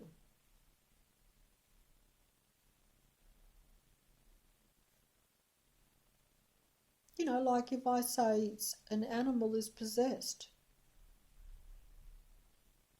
and, like some people might say, why? Some have said that's a negative thing to have around. You're contributing to negativity, to the matrix.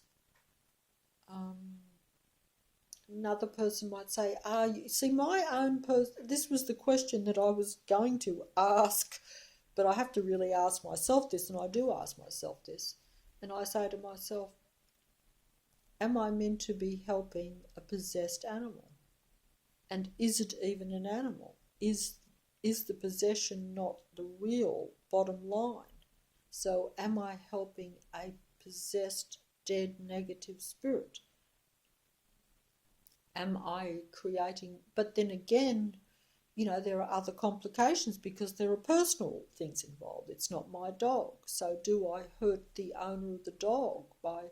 And can I even do it? Because... your weakness for an animal, even though it's a possessed animal, you're still looking at it and seeing it as an animal. You're still seeing the blindness. You're still seeing how it's been attacked mercilessly by the Matrix, really, as we all have too. It's interesting that, I say this funny as though I'm talking, removing myself from it. But I'm making a video, so I have to do that and do my best that way. But human beings are being attacked mercilessly by the Matrix too, real human beings.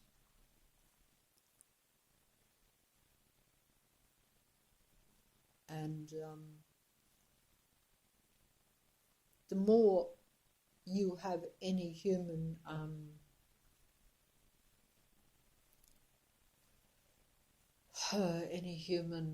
kind of feelings,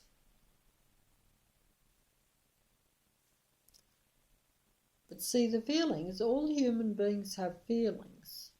Even psychopaths have strong feelings, but they've let the Matrix turn all their feelings into negativity and into defeating other human beings, which they don't realise are in small numbers and they're only support or companions or I'm trying to think, comrades, if you like. Is that the right word? Or friends, or, that is the purpose of the Matrix, because, psychopaths feel very isolated too. They feel very overwhelmed by the Matrix, but they're overwhelmed in a different way to me. I'm overwhelmed by the reality of the Matrix, by the real Matrix, by its deadly negativity towards human beings, because I've seen it, because I experience it. The psychopath is mainly surrounded by the false Matrix reality, and they feel belittled and suppressed and made feel small by what they think is the reality, that they are surrounded by huge numbers of real human beings that all seem to be better than them. This is the trick of the Matrix. They're not surrounded by huge numbers of real human beings. They're surrounded by the demigods. They're surrounded by false human beings. They're surrounded by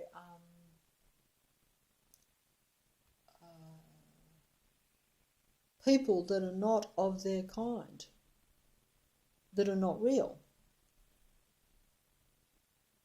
and that seem to have, and because they believe in the Matrix and that false reality, they feel stifled and put down and reduced to where they feel trapped, that they can't compete with the real Matrix, or with the fake Matrix, really. They feel that they're not they feel insignificant, that's the word. They feel insignificant and invisible in this Matrix world. They don't know that they are far from that, just as I now realise it, because when the Matrix exposes itself, you become aware that where you thought you were relatively invisible in the real world, or in the on the earth stage, shall we say, that actually you're not. You're actually the main focal point of even those that you think are the world players. It's all reversed round. And if only these psychopathic people could realise this.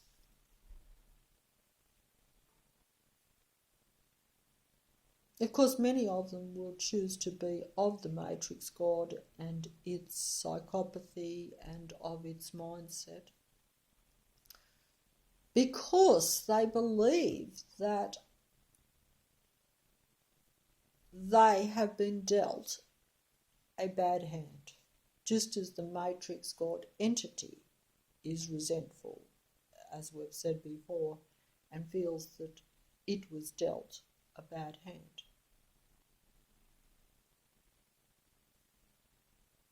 But it's all an illusion.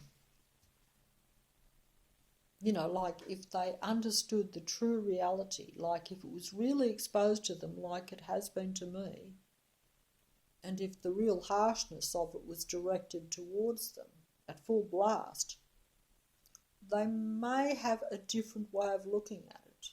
I would think they would. That's if they can comprehend it.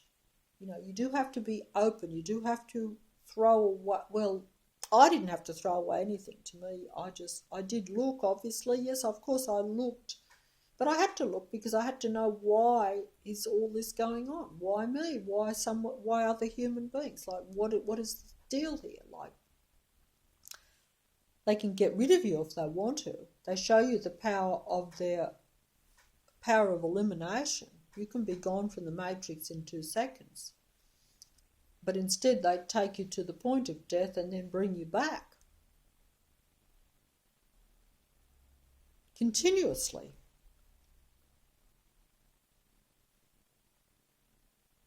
Because they enjoy that process.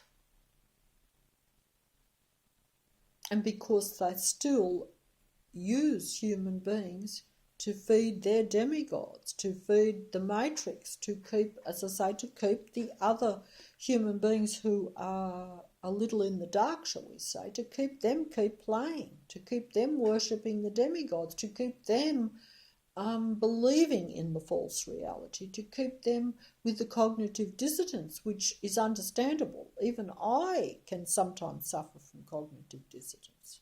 Not very much, no. Whenever I start to say, oh, I've got to look at things from the factual, real point of view, I immediately go, well, look, that is a material fact, but it is not really a material fact. It's only what I've been told is a material fact. You know, is the dog a real life force? That's the question I ask in this video. Is the cat, regardless of what feelings I have towards the animals, regardless of if I want to imagine that the cat is a real cat, is it a real cat? Is it the same as me? Is it a life force? Or is it an artificial life force of the Matrix? Or is it another life force altogether that has been taken over, possessed? You know, like if I'm sitting here now and supposing I am who I say I am, or what I look like, I know who I am, right? What name I am doesn't probably matter so much, but I am who I am. But if possession took place, and I don't understand this, I have to say this, because it can't happen with me, but I can be temporarily possessed by negativity. But, you know, if at some point, if I was like, that can happen with some people, right? Because I've seen it. And the same with the dog, where you no longer have that same, what you thought was what looks like that original person, where some other being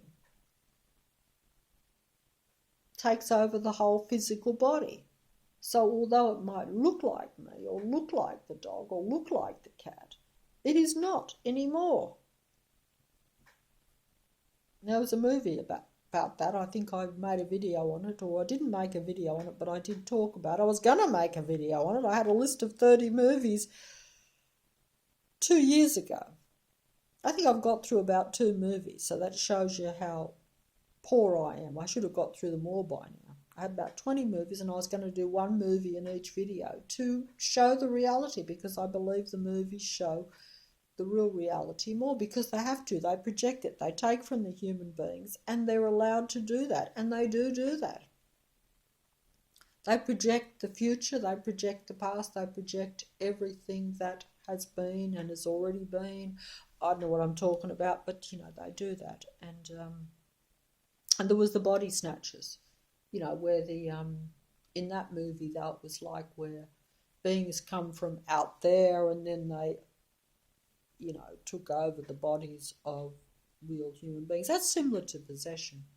In fact, it's just another term for it, really, or a glorified version in a movie, to where you say, oh, well, that in the movie it was like aliens coming and so-called aliens coming and taking over and possessing all the human beings. And only a few human beings like us were aware of it, and therefore were not able to be possessed or taken over. But it was very tragic and hard for the main fella in that movie, I remember, to accept the reality that his wife had been taken over by another being. But he, unlike myself, acknowledged that and looked at his wife, and it looked just like his lovely wife, and he had no problem you know,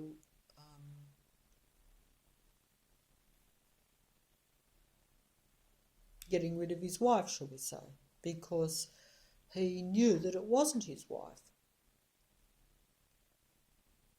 And he knew that their reason for taking over the bodies of all of the humans was to take over all humanity and to take over the world in that movie. And so, you know, he wasn't like myself confused by it, saying, oh, well, maybe I can bring my wife back. Maybe this, maybe that. You know, where I analyse, and as so many people have said, even recently, a complete stranger said to me that you know, you can overthink things. Well, I don't think I should be accused of overthinking, but I will say that yes, over the last 3 years, I've definitely overthink. In fact, I can't even sleep without waking up and be thinking instantly from the minute you wake up. It's really horrifying to wake up.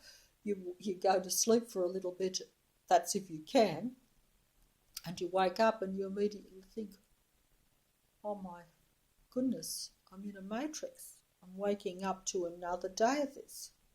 What is going to happen? You know, like I'm waking up to this nightmare. And that is actually how you think about it. And it's, whereas I think you're meant to try to wake up and say, today I'm going to make this a better day. I'm going to try to pretend that everything isn't what I think it is. I'd like to know how you do that. I do try to do it. But isn't that also a form of cognitive dissonance? You know, but of course, yes, in the case of being aware, but doing that so that you're not brought down by the matrix too much is essential. But you know, I would like to know how you can accomplish that. Also, maybe you can only accomplish it if the matrix is not actually trying to take everything from you. In other words, where the matrix is full on and basically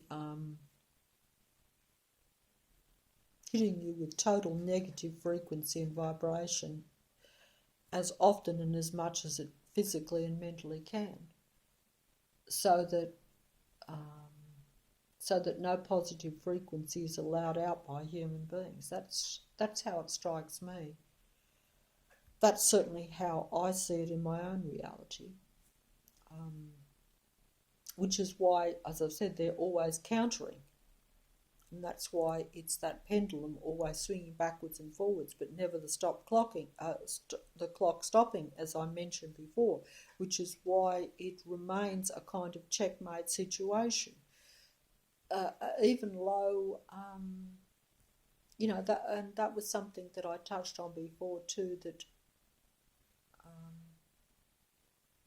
that will depend on your mental viewpoint, on what you think the whole purpose of it is. And like I always say, in many ways it's been played, but I still think that there...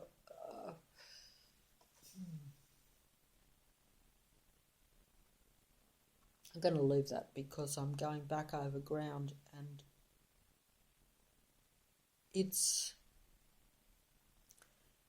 If you're more correct than me and you actually know that it has all been played in some ways, and if you are a real human being, then it probably is played for your better. That you hold to the belief, I was about to say notion, but really to the firm belief in the reality that no real harm can come to what is most what is really most important to you, or what is really your essence in this reality, or what is really your essence full stop, and that really can't be taken from you, despite the greatest efforts of the Matrix. And they are great efforts. And at a superficial level, and even at a real practical level, they have taken everything from the human being. You can't, even I cannot be fooled or even optimistic in saying that the total suppression of human beings in this reality is not the truth, because it is. And that's why it is where you're hanging on, literally just hanging on. Not only is the Matrix hanging by a thread, but the human being in particular is hanging by a thread. But it doesn't matter, because that thread is still, I'm going to be arty here, but it is still a thread to what is the truth. That didn't make any sense, I know, but you'll have to make your own story out of that.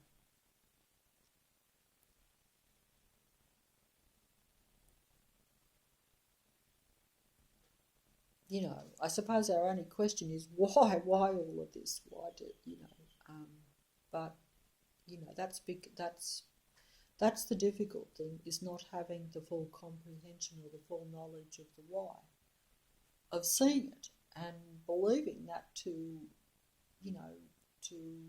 some extent, but still not having enough contact with and I think that is why the Matrix does that, particularly to some people, so that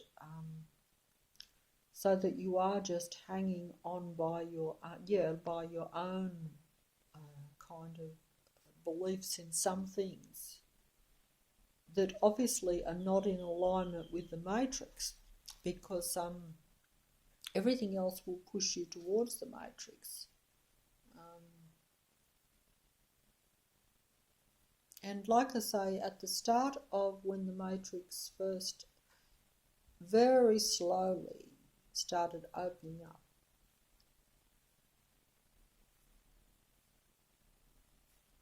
but it was still showing you that it had full power. Even at the start of 3.5 years ago for myself, even within a few months, I was aware that the Matrix had full dominion over my body, full dominion over my surroundings, and that they had the potential to negatively affect your body and your mind by that, because if you attack the body, if you're aware that your body is being compromised and that you can't do anything about it, because if it's an invisible force, and also it's an invisible force, but it's also a force that you can't, it's not like you can go to the doctor and say an invisible force is attacking my body. Just as you can't say to people that yes, an invisible being has inhabited the body of an animal, because you're just setting yourself up to be certified. And, we're already pretty close to that, because this world is set up that way, like if you challenge the Matrix in any way, its operatives or its people, and they can just be normal people, or what appear to be normal people. They don't have to be people who have any high status or any real power. They can just see to it that you're classed as someone who is out of touch and unstable in this world, because the Matrix sets you up for that. I mean, it sets me up all the time, every day. I'm aware of it. But some things become unendurable. So if something becomes unendurable to where you're like, you can't bear it sort of thing, you will lash out or you will try to defend yourself. But in defending yourself, that will be seen as you being insane or aggressive, or doing something wrong in this society that we call our reality, which the society is really like a matrix. Everything in a society, some things are good in a society, but other things will work against a real human being, particularly at this time, because we now have a lot more, because there is so much more connection, and because people use that connection, and it's encouraged for people to, like I said, you have your neighbourhood watch, which was like around 20 years ago. That has escalated into something beyond just a person watching outside of their own house on the street, to where they just look out the window and if they saw something they say that's a bit out of place. No, it's a different thing between neighbourhood watch, as I've said before, and total 100% surveillance of people. Like I say, it's not a thin line between you just observing something while you're getting about your own business, as opposed to following someone 24/7. I think they call that stalking, or at least they used to. These days it would probably be classed as community protective surveillance and safety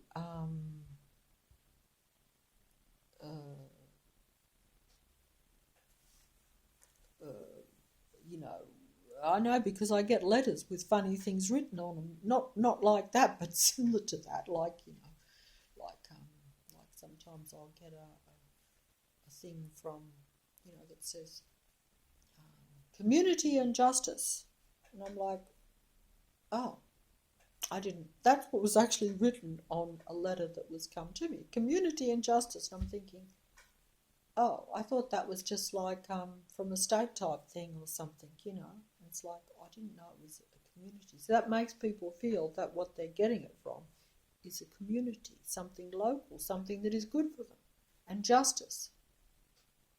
Justice sounds like a good thing. So if you're doing something,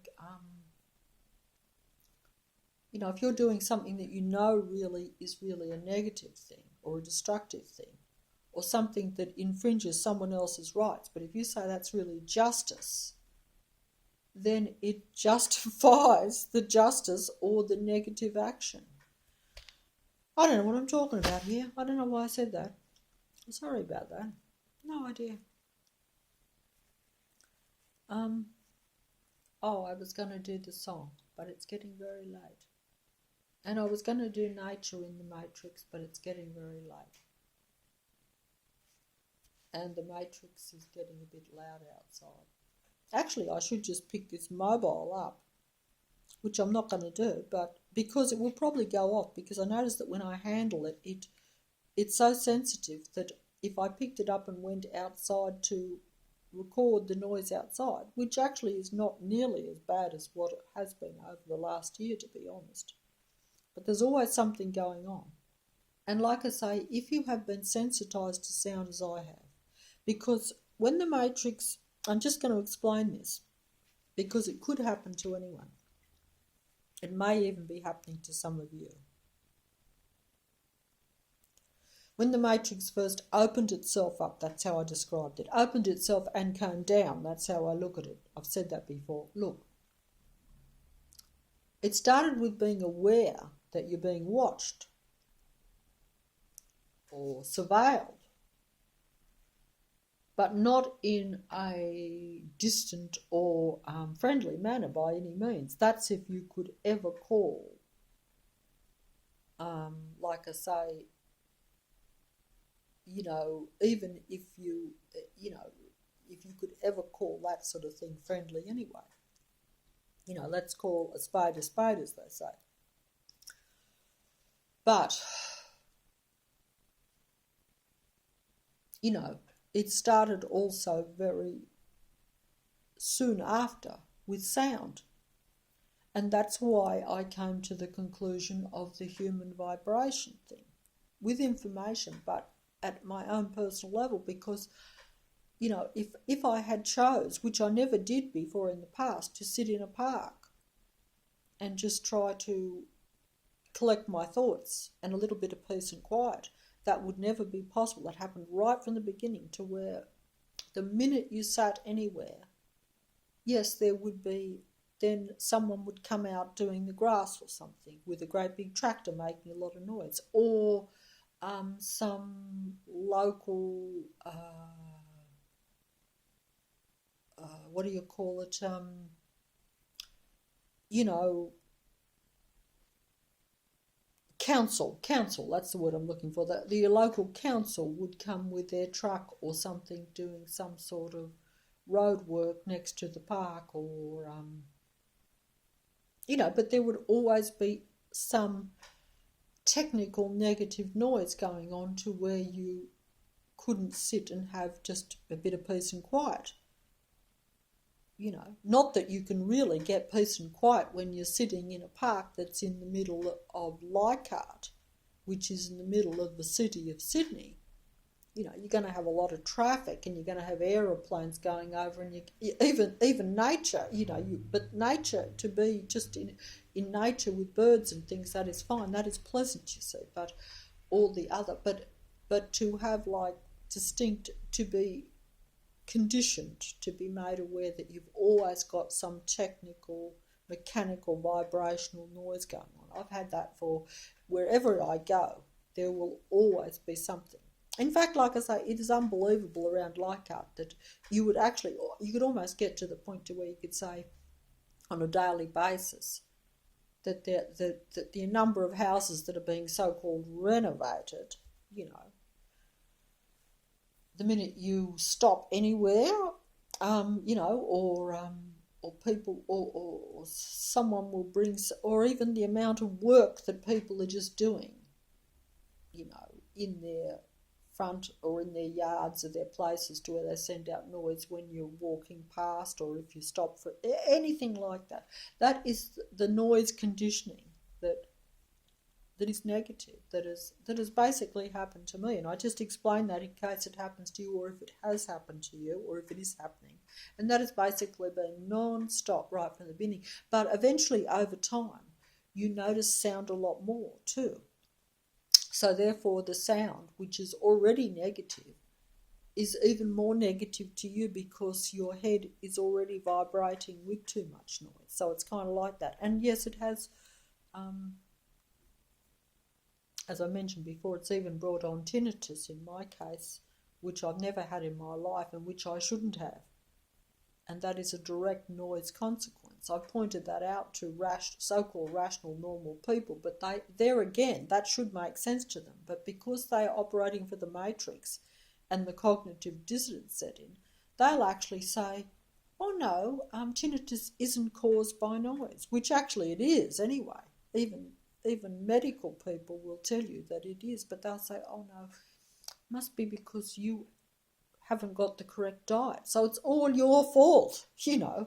It's not the matrix fault. It's not all this, even though some people,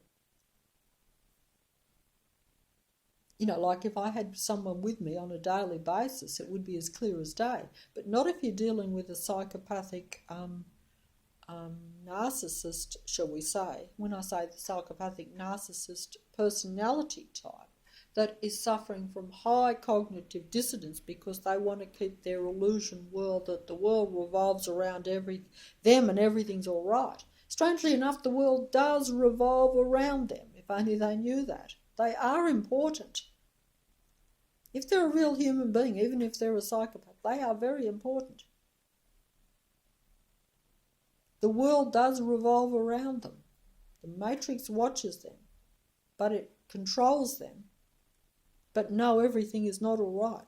No, it's not all right. Not while they allow that possession and to be of that, which they've allowed over a lifetime. So it's not their fault. You know, it's like it's like that like was left for me in the comments section about the puppet animals, which is a very appropriate term. In some ways, we're puppet people too, because it's not really their fault at all. I've contributed to the creation of Psychopath in my own life. If you're a neglectful mother, if you've been absent and allowed the matrix to take over your child, as I did in my life, then you are setting that child up to be possessed and to be a psychopath. So then you've really got no one to blame but yourself for the consequences. So there's the lesson. There's a lesson of the matrix. Unfortunately, if you try to rectify all that damage later on, it's not always going to work, because the psychopath has nothing but resentment for you by that time. And also they are being programmed all the time by the matrix too. As someone pointed out to me, even while people sleep, you can have thoughts programmed into your mind. Now, it's up to you whether you reject those thoughts or whether you entertain them and incorporate them into your reality. The only difference between some of us, I suppose, and other people is that we try not to incorporate too much of that into our reality. Some of us, even the best of us, can still be tricked into doing it. You know, you get something programmed into your mind while you're asleep, or even while you're consciously awake, an idea for that matter. I'm personally am not as big as some people onto all this secretive programming. I consider that I'm reasonably conscious. I consider that most of what the matrix does to me is out in the open and conscious. They do not hold back at all. I don't give a damn.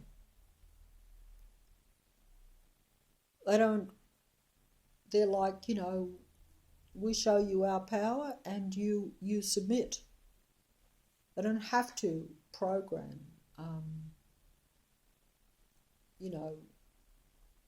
secret type of or ideas, and they do try. And even in being aware that you are being programmed by the matrix, the thought still goes in.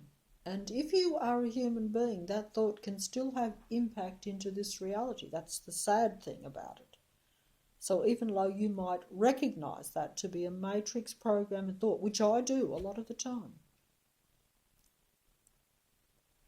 you know, if it's pumped into you and it's around you, fear can make that a reality. And if you're in a fear state, as I am most of the time, because the matrix has put you into that fear state, you don't feel, you know that you have, as a human being, you are more powerful than the matrix. But the matrix is a collective. And you are still one against the many, many, many minions. That is the problem. That is the real main problem. That numbers thing that I've mentioned before makes a huge difference. And that's probably why we're at the end kind of situation, because it is very, very serious, very severe that way.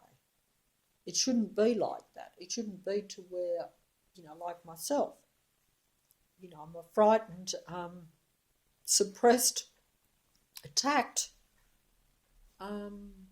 limited, not fully aware human being. And all I have is this false reality around me that appears to be real.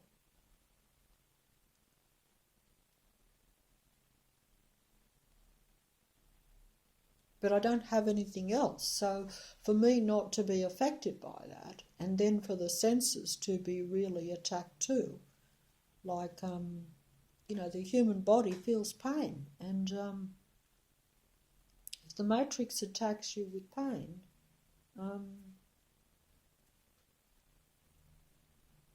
you know, and like I say, you know, how do you get on top of that? You don't. And it sets up fear, because then the matrix shows you that it can do that at any time. So even though it may not be attacking full force at this very instant, you know that it can do that and let loose. If you as a human being just want to say and do what you want as a human being. Because if it doesn't suit the matrix, what you say and do as a human being, if you do something that offends the matrix or that is going to disturb the matrix in any way, there will be repercussions. And you don't know from moment to moment what those repercussions will be. You know how powerful they can be because they've shown you in the past. But you also say, if you don't be yourself at all, then you've allowed total dominion of the matrix, and you could lose out then too. So it's a very,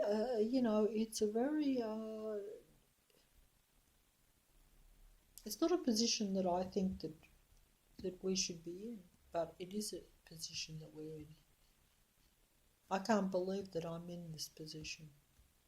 I can't believe this reality. But it is the reality because I experience it.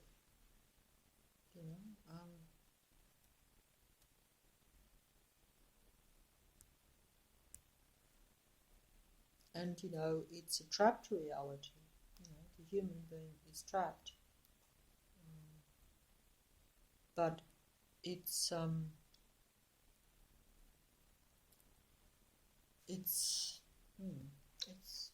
trap. But I would say that, and I was going to do that song. I was going to do this song today, and here instead, as usual, I've rambled on. And the song, perhaps you could, if you want to, if you're not already familiar with it, as you might be, you could just go onto the YouTube and flick onto the video of the song, if you want to. If you don't want to, it's okay. I would have liked to have put the video on first if I was more professional and able to do more with the mobile and the thing, which I can do nothing really except sit here and turn it on and off. I'm lucky to even send the video, to be honest. I'd like to show the video first because the visuals, which I always thought were interesting because it's an old song. I was aware of this song years and years ago. In fact, it always made me feel strange, and yet I felt a connection to it, but I didn't understand it. Isn't that funny how that's right, a human being, that's how the demigods get away with a lot in the Matrix, because the music really tickles our fancy in our emotions and things, and we think that it's so profound, and it is profound because we don't understand it, and we know that, but at the same time we latch on to certain aspects of it and think, oh yeah, I relate to that. But we know that you give the demigods the credit for being more profound and knowing more than you, because they're singing about something that you find really fascinating, and you should know, but you don't know. It's kind of like that. Anyway, this song, I was going to do it, and it was around years and years ago. And it actually was, I think, a Grammy Award-winning song even. I know that I was very impressed with it when I heard it years and years ago, and I hadn't played it for years. But I played it 3 times before I was about to do the video, but unfortunately I'm not going to do the video on it. But anyway, I will just give is it a prologue or a prelude or whatever that word is? In other words, just a little thing, because I may yet still do a video on it. I will. But, because I'm so long-winded, I do need a few hours just for one simple video. Someone else could probably do a synopsis of it in 5 or 10 minutes, and succinctly say all the rubbish that I say over a long period. But, I can't do that, so, that's,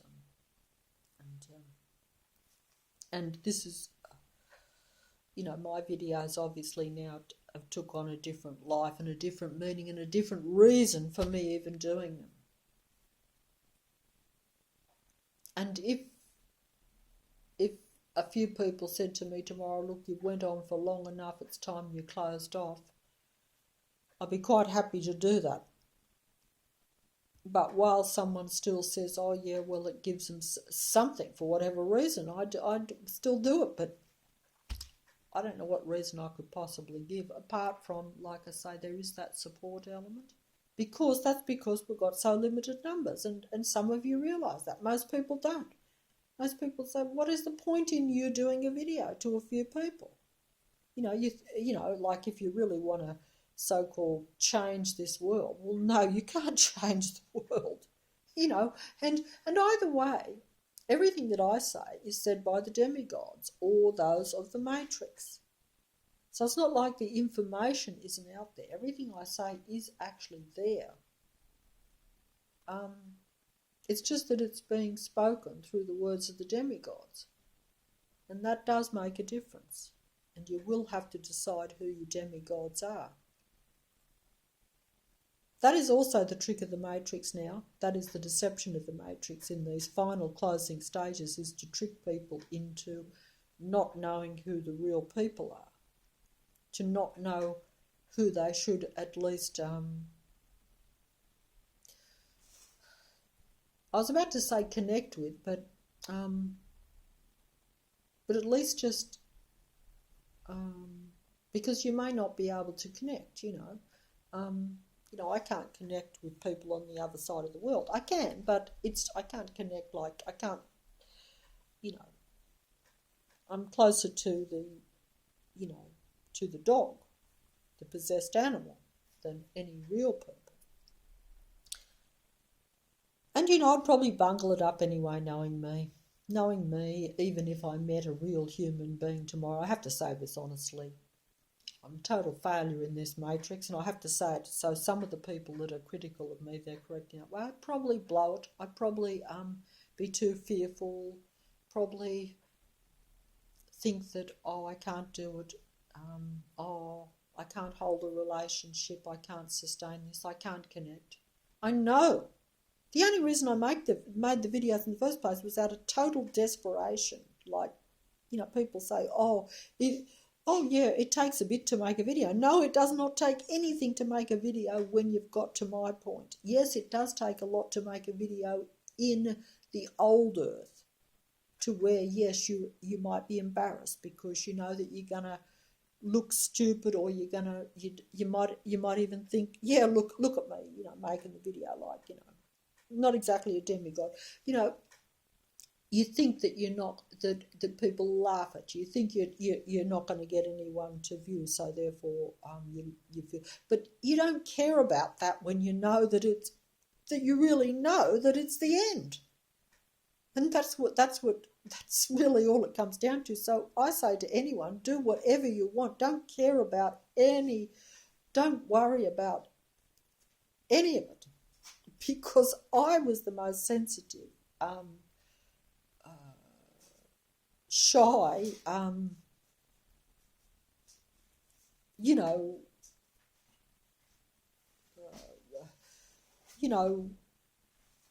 used to be too embarrassed to go outside my door a couple of years ago. I didn't know that I was surrounded by a matrix. Yeah, I had a sixth sense, but I'm like, there's a bit of negativity there. I think I'll wait till, if there's someone talking outside, I'll wait till they're gone before I walk past, because I don't want to have to say hi, or I don't want them to see. Yeah, that's how I was. If only I had known that most of those people out there are possessed people, and that you can't avoid them. But my sixth sense was kind of right in a funny kind of way, because I was a bit frightened, and that's, so unless I actually knew or trusted someone I got to really know them really. But either way, I'm saying, I don't know what I'm saying here, but guess my point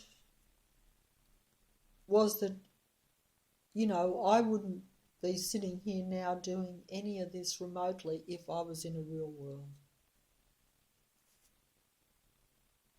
But, if you realise that there's few human beings left and that everyone watches you anyway, so they're already laughing at you. They're already laughing at you. They're already watching you. Making the video is not people watching you or talk.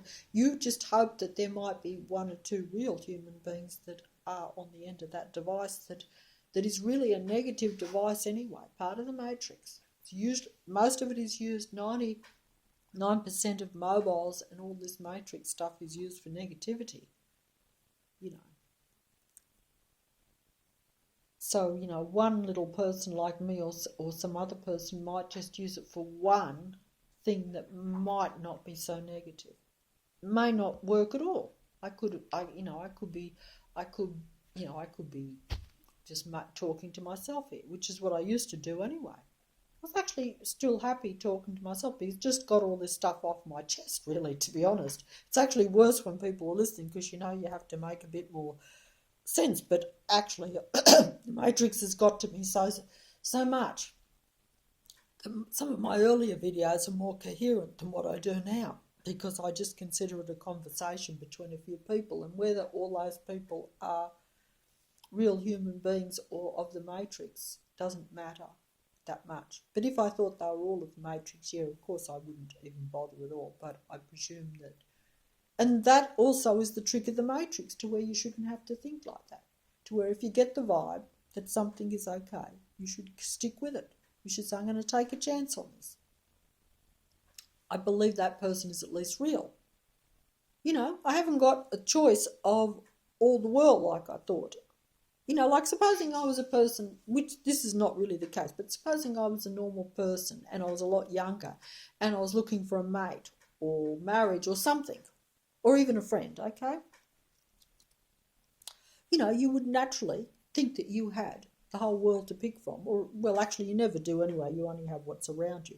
But you're still going to pick something that is like yourself, or has the same hobbies as yourself, or has the same interest, like I like movies, okay?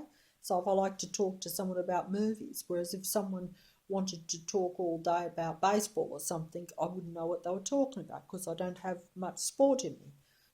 So it's like that. But now I'm like, hey, this shows you how diabolically desperate I've become and how I see the reality and know the reality to be, that I am looking for only a human being.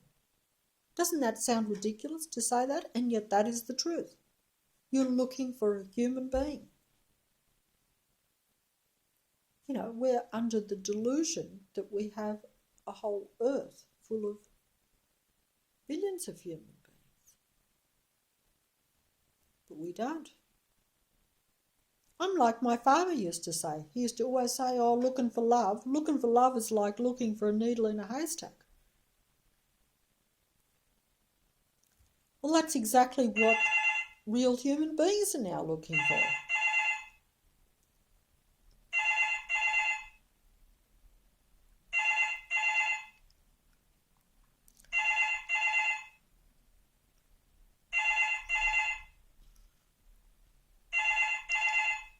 That's exactly what real human beings are looking for, a needle in a haystack. Is that the matrix calling? Is that a real human being? Is that a psychopath? That's what I have to say. I know it's probably not a real human being, not a real human being that is for my benefit. But it may be a psychopath, okay? But if it's a psychopath, I deal with that because I may have to talk to a psychopath because I can't find a real human being to talk to. Not on the telephone anyway. Well, I mean, I might. But then again, that human, well, I twist that because most of the time.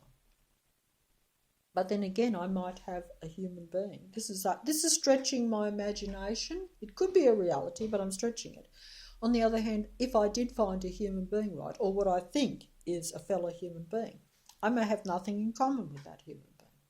But at the present time, it matters not to me. They might find my personality irritating. They might think that my videos are annoying, but they might still believe that what I'm saying is valid. And that's enough now.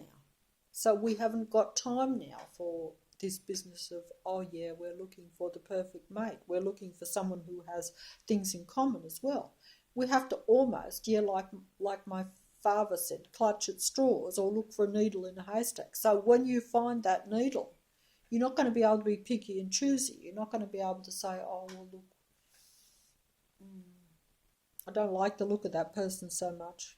I don't like this or that or about them.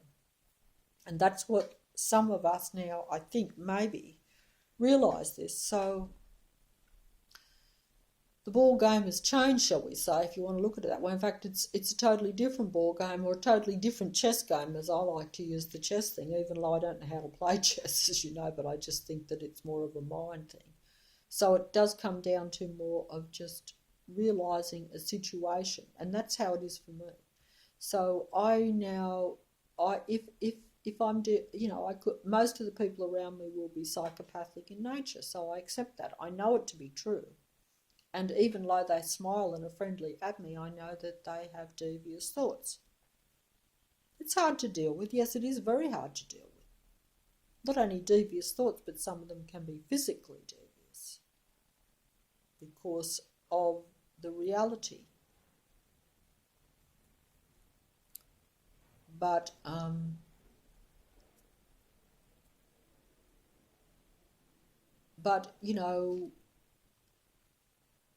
those that are less devious, or those that are like, if anyone realises that maybe this world is changed a little bit for the worst, and even psychopaths will be out for survival. They will be out to annihilate you, but they will want to survive themselves. And I'm going to say this, it's a terrible thing to say, but you play with psychopaths at your own peril, but you will be compelled to play with them because it will be unavoidable, and they are everywhere. They're the vast majority. You'll be hard-pressed to find real people. And you won't be able to pick and choose, like I say, with real people. You'll have to throw aside all what you would have thought. Oh, yeah, I don't, I got to have things in common. It won't matter, because it is a survival mode for human beings, but it's also a survival mode for psychopaths and for, I'm not putting this well, and I'm muddling it and ridiculous. I know, I'm sorry. But if, you may well have to play the game with psychopaths to where they will play with you, because if they are aware that there is a survival situation going on, that's your only hope with psychopaths, really. Most of them will have so much cognitive dissonance, and their dislike of you, their need to annihilate you, will probably be greater than their own survival. This is what I've encountered anyway, unfortunately, because even I thought, oh, well, look, you could be a psychopath, but surely even if you dislike me, if your survival depends on you using me even, surely you won't still want to annihilate me. Well, that's interesting, and at some sort of intellectual level it's fascinating, but the real reality is that many of them will be like that analogy I used many, a year or two ago, where the two sword fighters are fighting to the death in quicksand, and a psychopath is very much like that. They're so focused on destroying you that they will be oblivious sometimes to their own survival. And even if they're aware of it sometimes, that urge, that possession will be so strong Of course, most of them will kid themselves or delude themselves, in my view, that if they annihilate you, it won't matter because they'll still survive and they can just find someone else to replace you. That is actually not true. That is where they will be deluding themselves. Because, if you, even as a psychopath, if you have human beings that are close to you and will help you, you annihilate all of those, destroy all of those, get rid of all of those. And there isn't many anyway that are really human that you can trust. Even if, like, they're playing on your weaknesses as a human, and they do, but you're still willing to be played. Like myself, maybe out of guilt even.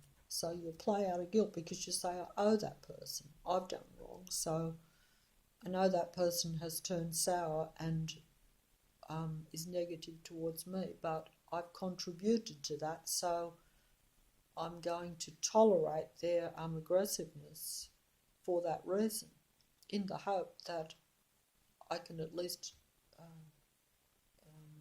make sure that they survive somehow. And also it's in the interest of you and psychopaths to collaborate for survival, because very few people can actually survive totally on their own. This is the reality, especially if you are surrounded by a matrix. I don't know if I'm making sense here. Probably not. Sorry. But yeah, the psychopaths, because there's so many of that, they will feel confident that they can take people down and compete, and because they're very competitive, because they've allowed the matrix to convince them that they have to compete, they have to destroy, because they feel invisible and belittled by the matrix. Like I say, that's the delusion, and the ego is so big on most people in the matrix. That's the problem, and it's a problem we've all encountered. But the psychopath takes that to another level. They feel very threatened by other people being better than them, And that's their conditioning, you see, and that's all our conditioning too. I used to feel that way myself, not to the extent of a psychopath, but still big enough.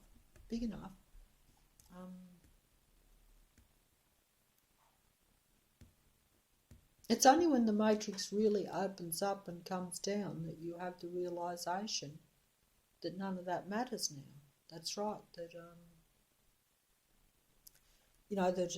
it's if like I say, I'm not sure if psychopaths, if they really had that same realization, if they would still come good. And when I say come good, I mean they're never going to probably like you. Not unless they get rid of the possession. I wouldn't think. I think that because I think it is a possession thing.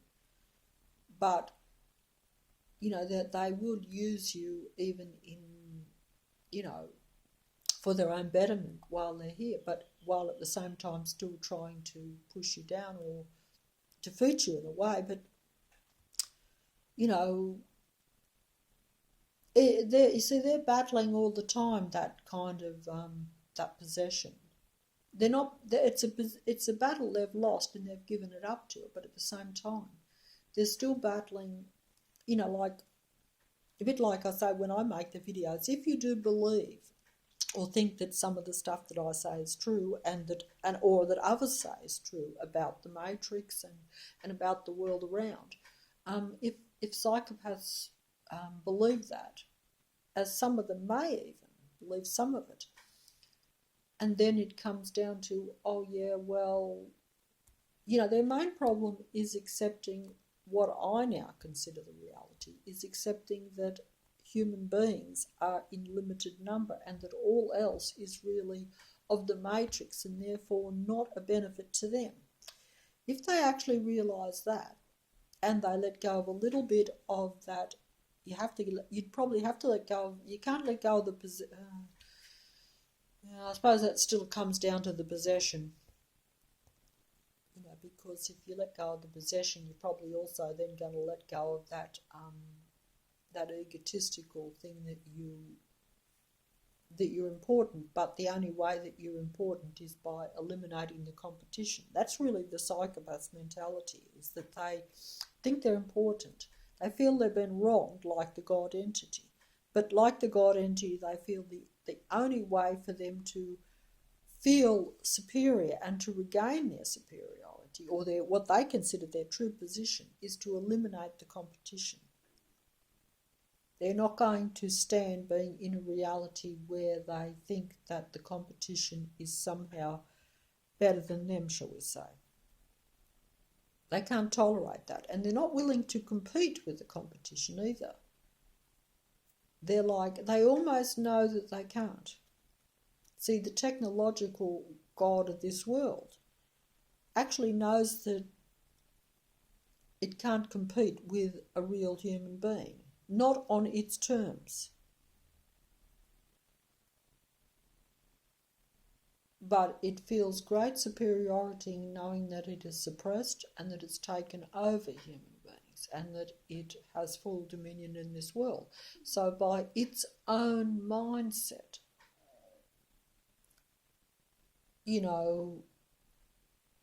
it's eliminated the competition or suppressed the competition and is using the competition, the human being, to its benefit. So therefore, that is, it's never going to have an open conversation with a human being, shall we say. It's never going to stand side by side with a human and see the human being as an equal.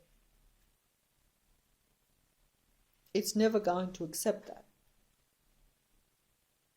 It can't, and it won't.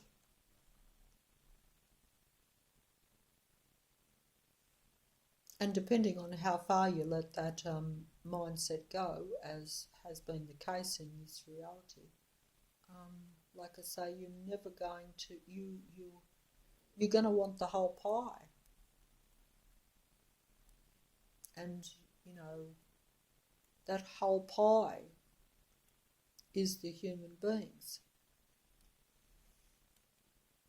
They are either totally subservient to you, or, they'll be used and then eliminated. And that's really, because if the ego or the mindset of the God entity or its minions or even psychopathic people feel that that a human being, regardless of who or what they are, makes that being feel less in some way, just by their existence, somehow makes that godlike status or that godlike being. Because even the psychopath has a godlike kind of mentality that they have to be the, they have to be the ringleader, shall we say, a bit like when you used to play at school, how some kids would be what they called the ringleader, and they always have to be the ringleader, and it's like that. Gosh, I've got nervous making this video, I must say. Actually quite sweaty in here because it's not hot at all, but it gets tense because it's the subjects, and I better fold up. Oh, just before I go, because I'm actually losing. I was about to say I'm losing time. You can't really lose time, but in a matrix, I've been given this time to make the video, but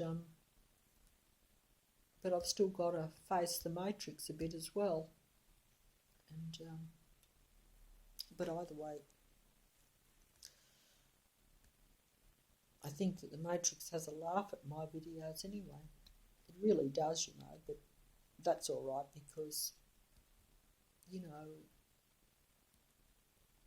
they laugh anyway, and that's the way of this world, and that's how it is.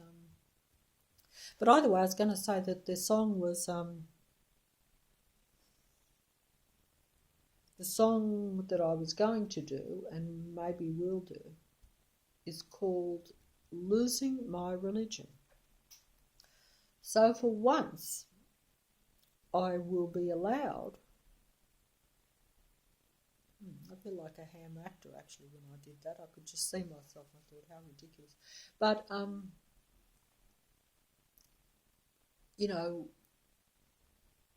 I don't touch on religion. I've often said that. So I'm allowed to touch on religion if I do. The rather famous REM is the group, REM, which is interesting, REM group, singing their world famous song called "Losing My Religion." So I will be allowed to touch on religion, only because the song is called that. And I often wondered years ago, when I was fascinated by it and thought it was a very excellent song too, I wondered why. I didn't understand why it was called "Losing My Religion," when I actually assumed at the time when I first listened to it that although it had, and of course now when I look at the song again, I just looked at three times before I started here the video, that all the visuals are of course highly religious. But of course, me not being very, very religious and not understanding much about wings, angels' wings and things like are clearly represented if you'd care to take a look at the video. That's if you're not all familiar with it. Clearly represented in the visuals of the video. The visuals of the video alone are quite, I didn't understand them back when I was fascinated by the song years and years ago when it was first out. I just assumed he was singing, the fella in it, to a love, another human being.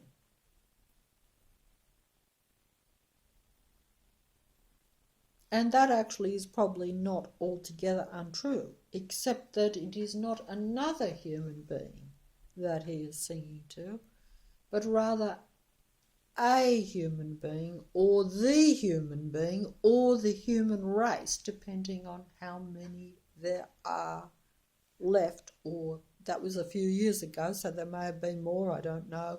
Probably not, I don't know. But singing to a human being. Any human being. The idea of a human being. Not to his love or to his special human being that he's besotted with or in love with or whatever. No, I would not think so now. And really, it's quite clear too now when I look at the video, but it wasn't clear to me back then, even though I thought the song was very good and thought it was profound. I did not. Isn't it amazing? You can think something is. This is so true of us in the Matrix, is that we can really like something, we can admire something. You know, whether it be music or a musician or a demigod, they're all the same thing. And we have no idea or full understanding of why we are liking it or loving it even. We only understand a little bit of why we're attracted to it. And sometimes we even misinterpret that, which is what they intend too. And then when you become a little bit more aware, and that's the word I have to use, even though that's also a fashionable word these days, because you hear this awake, aware. What can you do? You have to use the words of the Matrix, and it's appropriate. It's just that you feel kind of as though you're jumping on that bandwagon, because it's a bit of a bandwagon too. And most of it is of the Matrix, so, you know, it's frustrating and makes you feel a bit hopeless and a bit stupid, really, but that's what the Matrix wants too, so. if you could laugh at it, but then again, you mustn't laugh too loud either, because you will be condemned by the Matrix for laughing, and you don't want that. You don't want that. So it's a lose-lose situation, not a win-win situation. But maybe it's a win-win, really. But it appears to be a lose-lose in the present. I don't know. I hope that's the case. But either way, yeah, the REM, Losing My Religion. Oh dear, I'm rambling here again. But yeah, the visuals and the actual things, yeah, not quite clear now to me. Still might be missing a few things, as you know, because I'm not exactly one of your real, I do always miss some little things, even in movies. I always say, oh, still think there's something there that I've missed, but I got most of it. Well, certainly I got a lot more than what I used to get anyway. But yeah, quite of a lot's quite clear as day, really, and yet people will still look at things and yet miss it, which is kind of funny. That's because you already have an idea of what you think a demigod is, a musician is. You don't understand how far they have gone into, or how much they understand of the darker side of things, shall we say, or the negative side of the Matrix, because they are of the Matrix, so of course they do.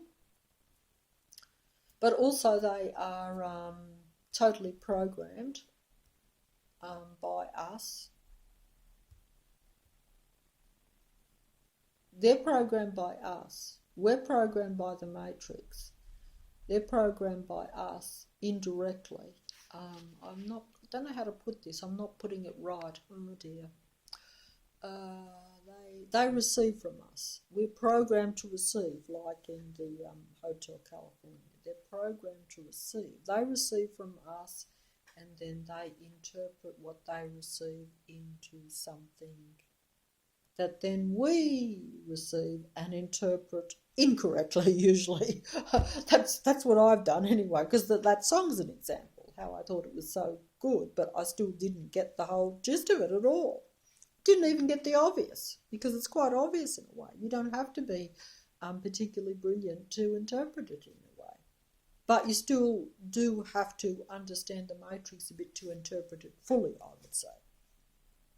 But it's called Losing My Religion, so how can I say that it's not about a bigger thing? How can I say that it's just a personal love song, And yet that's how I interpreted it years and years ago, even though I still thought, oh, it's very profound somehow, See, that's what we are. That's how we are in the Matrix. That's how I am in the Matrix. That's how I was in the Matrix. But either way, I was just going to say too that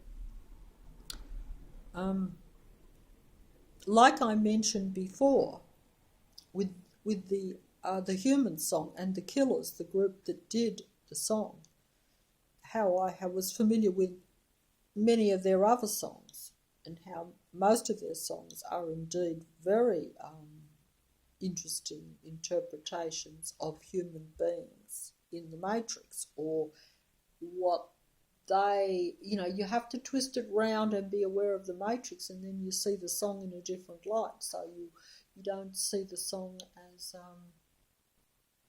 you don't see this. You see the song as them as being programmed receivers of a human being, and then the song makes total sense. All the songs make total sense,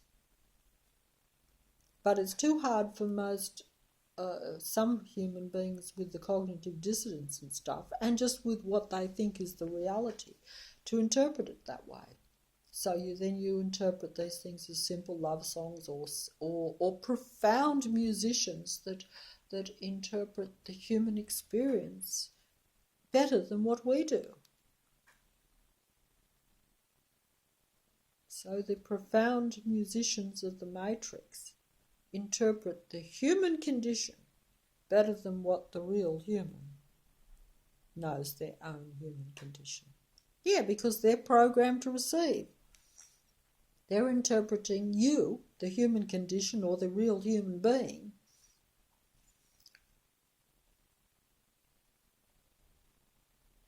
they're programmed to receive everything about you so that they can present themselves as the most profound, brilliant human being. And you and me look like stupid fools. Which, in the Matrix, that's all we're allowed to be. And that, I know I'm laughing and it's not funny, but it's so true. If you're lucky, that's what you will be allowed to be. If you're lucky, you will be allowed to be a stupid, simple little human being. But if you're too much of a happy, stupid little human being, then the Matrix will probably not be too happy with you, so you won't even be allowed to be a stupid little human being. That's how I see it anyway. And I'm not joking. I'm not joking at all. But anyway, I'm just trying to point out the dilemma of what it is to be a limited human being in these final times in a matrix. Some of you will be more aware of that than others, only in the sense that depending on how much the matrix comes down on you, in a way, I would think, either that or you've been able to rise up above it before it can get to you, or it knows it can't get to you, or it knows that you know, but you are not in the position to change it, and they've given you up as a lost cause. Or, in other words, they want to take you over, and they would if they could, but they know they can't, so they have to let you go, and they're not going to waste time on you. So you will have maybe as much freedom as a human being can have in a matrix. Now, I'm not sure how much that would be, but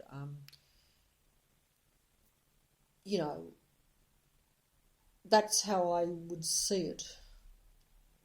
Because I've just racked my mind trying to figure out why some people are allowed to even be aware, but they're not. The matrix isn't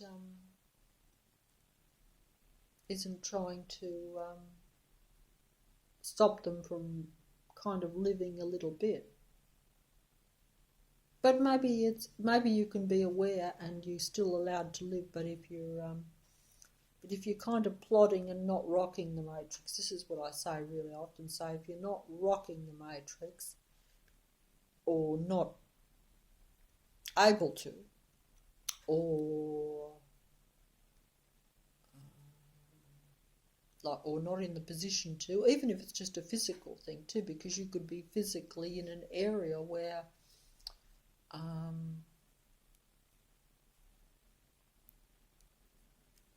where it may not matter that you're aware, because you're not going to change anything around. I don't know. I'm just saying that there are different reasons.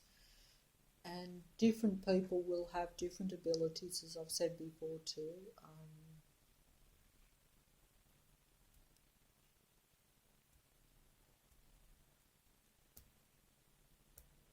Either way, I've gone off the track here again, making no sense, sorry. Thinking out loud, which is, who would think that I or anyone else would just be thinking out loud while making a video without having any. That is strange in itself, and yet that's what I'm essentially doing, and not caring, because, like I say, if the world's about to end tomorrow, or you actually, in your own way of looking at it, see the world as so false and such of no real consequence in a way, that what I say or how I do anything at all makes no difference whatsoever. once you get to that point and you realise it's true too, so it's not like just saying, oh, you've just sort of said, oh, who cares, oh, don't matter. It's not really even like that. It's just you really know that that's the reality. Because if you thought it wasn't the real reality, you would actually probably still be a bit sensitive to the fact that you appear to be,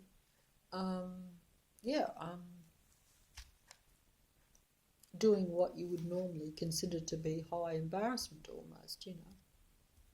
So that just tells you that it is the end of things, because if it's the end, there's no reason to worry about things. There's no reason to care. That's why I say, so do whatever you think.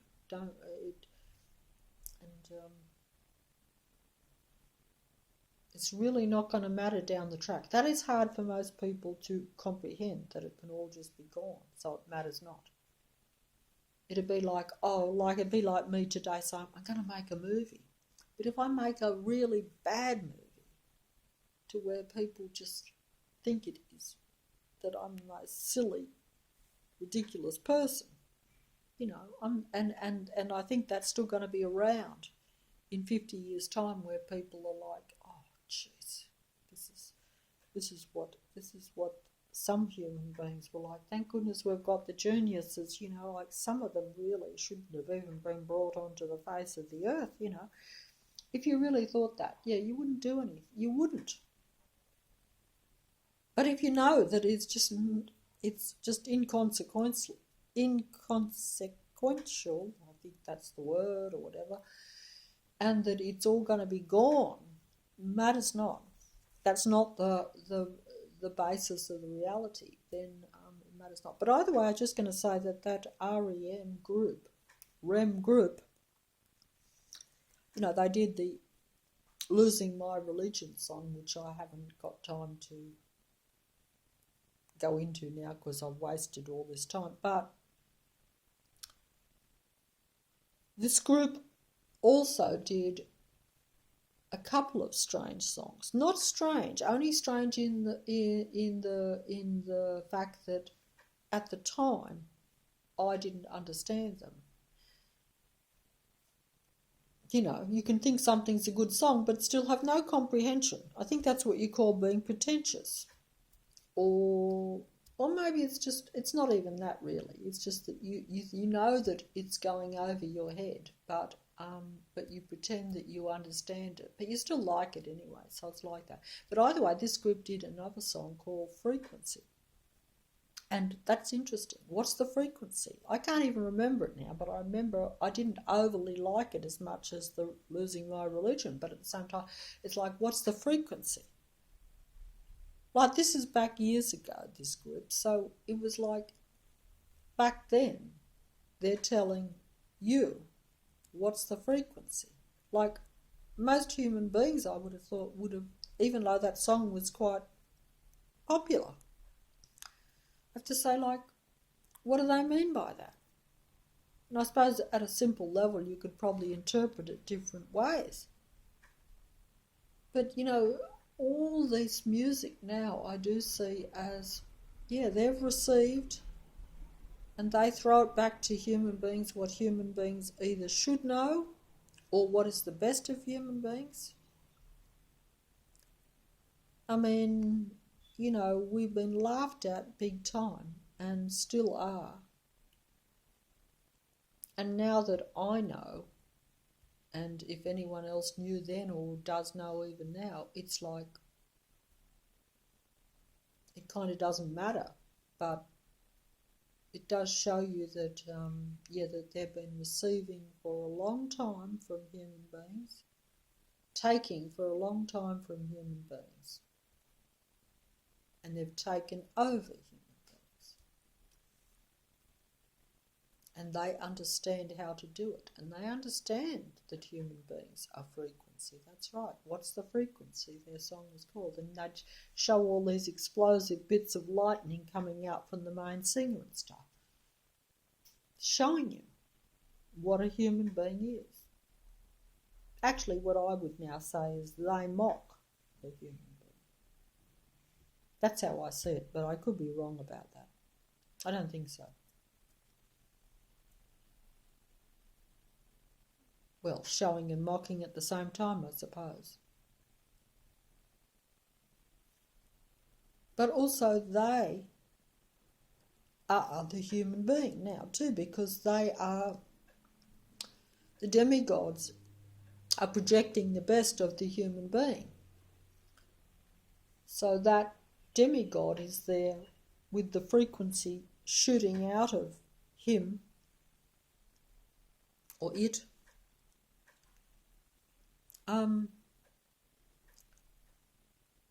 almost showing, how could I say? To look at it, it looks strange and kind of powerful almost, but that's the demigod that is showing you that, and it appears to be coming from the demigod, because the demigod has taken all the human's power. The demigod has the frequency. It's a false frequency, but for all practical purposes, they've took all that from a human being in a way.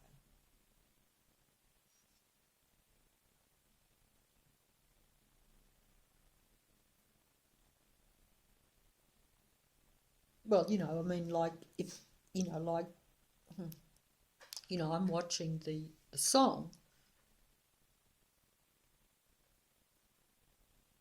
and even knowing this, I'm still impressed by the demigod. Like when I watch the song, like I have to continually remove myself from that and say, hey, that's the demigod. The demigod is false. The demigod, maybe, is not, doesn't warrant your admiration, maybe. It's hard not to. They're throwing up to the human what is the best of them. But it's the demigod that is expressing it. It's the demigod that has all the power. So it's still difficult to not admire or be seduced by the demigods. To have to say, goodness gracious, we've been taken over and taken down.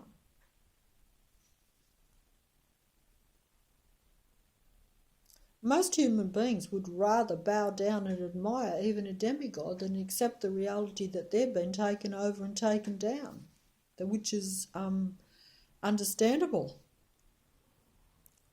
I think that's what it comes down to, perhaps, do you think, because others would probably say to me that have gone to a different level, like, a bit more able to get on top of that, to say, well, look, no, the human being, regardless of their position in this matrix world, is still the bottom line, the only thing that you should be really looking to, or being impressed by in any way, if that's the real reality, and this is what is the reality. But many human beings, instead of taking their own position, or how should we say, taking it as saying that they are really the main thing, the cognitive dissonance, even for the ego narcissistic psychopath personality type, or being of the matrix, or human being of the matrix, even they, most of them who are more obsessed with being on top and the ego and all that thing, even they will still opt for admiring the demigod of the matrix as opposed to accepting the reality that they have been taken over and taken down by a matrix, or by all that's around them. It's just too much to accept. It's too overwhelming. And that's the case.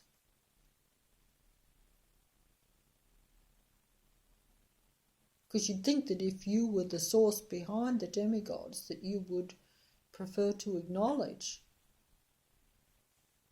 that you are the only real thing in the world, that everything, that all the rest is just a charade, really.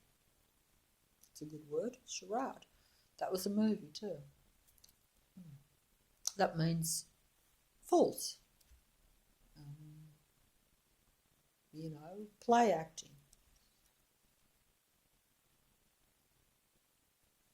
Hey, don't ask me how the demigods and the Matrix does it. Oh dear. Oh, sorry about that. Just got hit in the head there a bit, I think.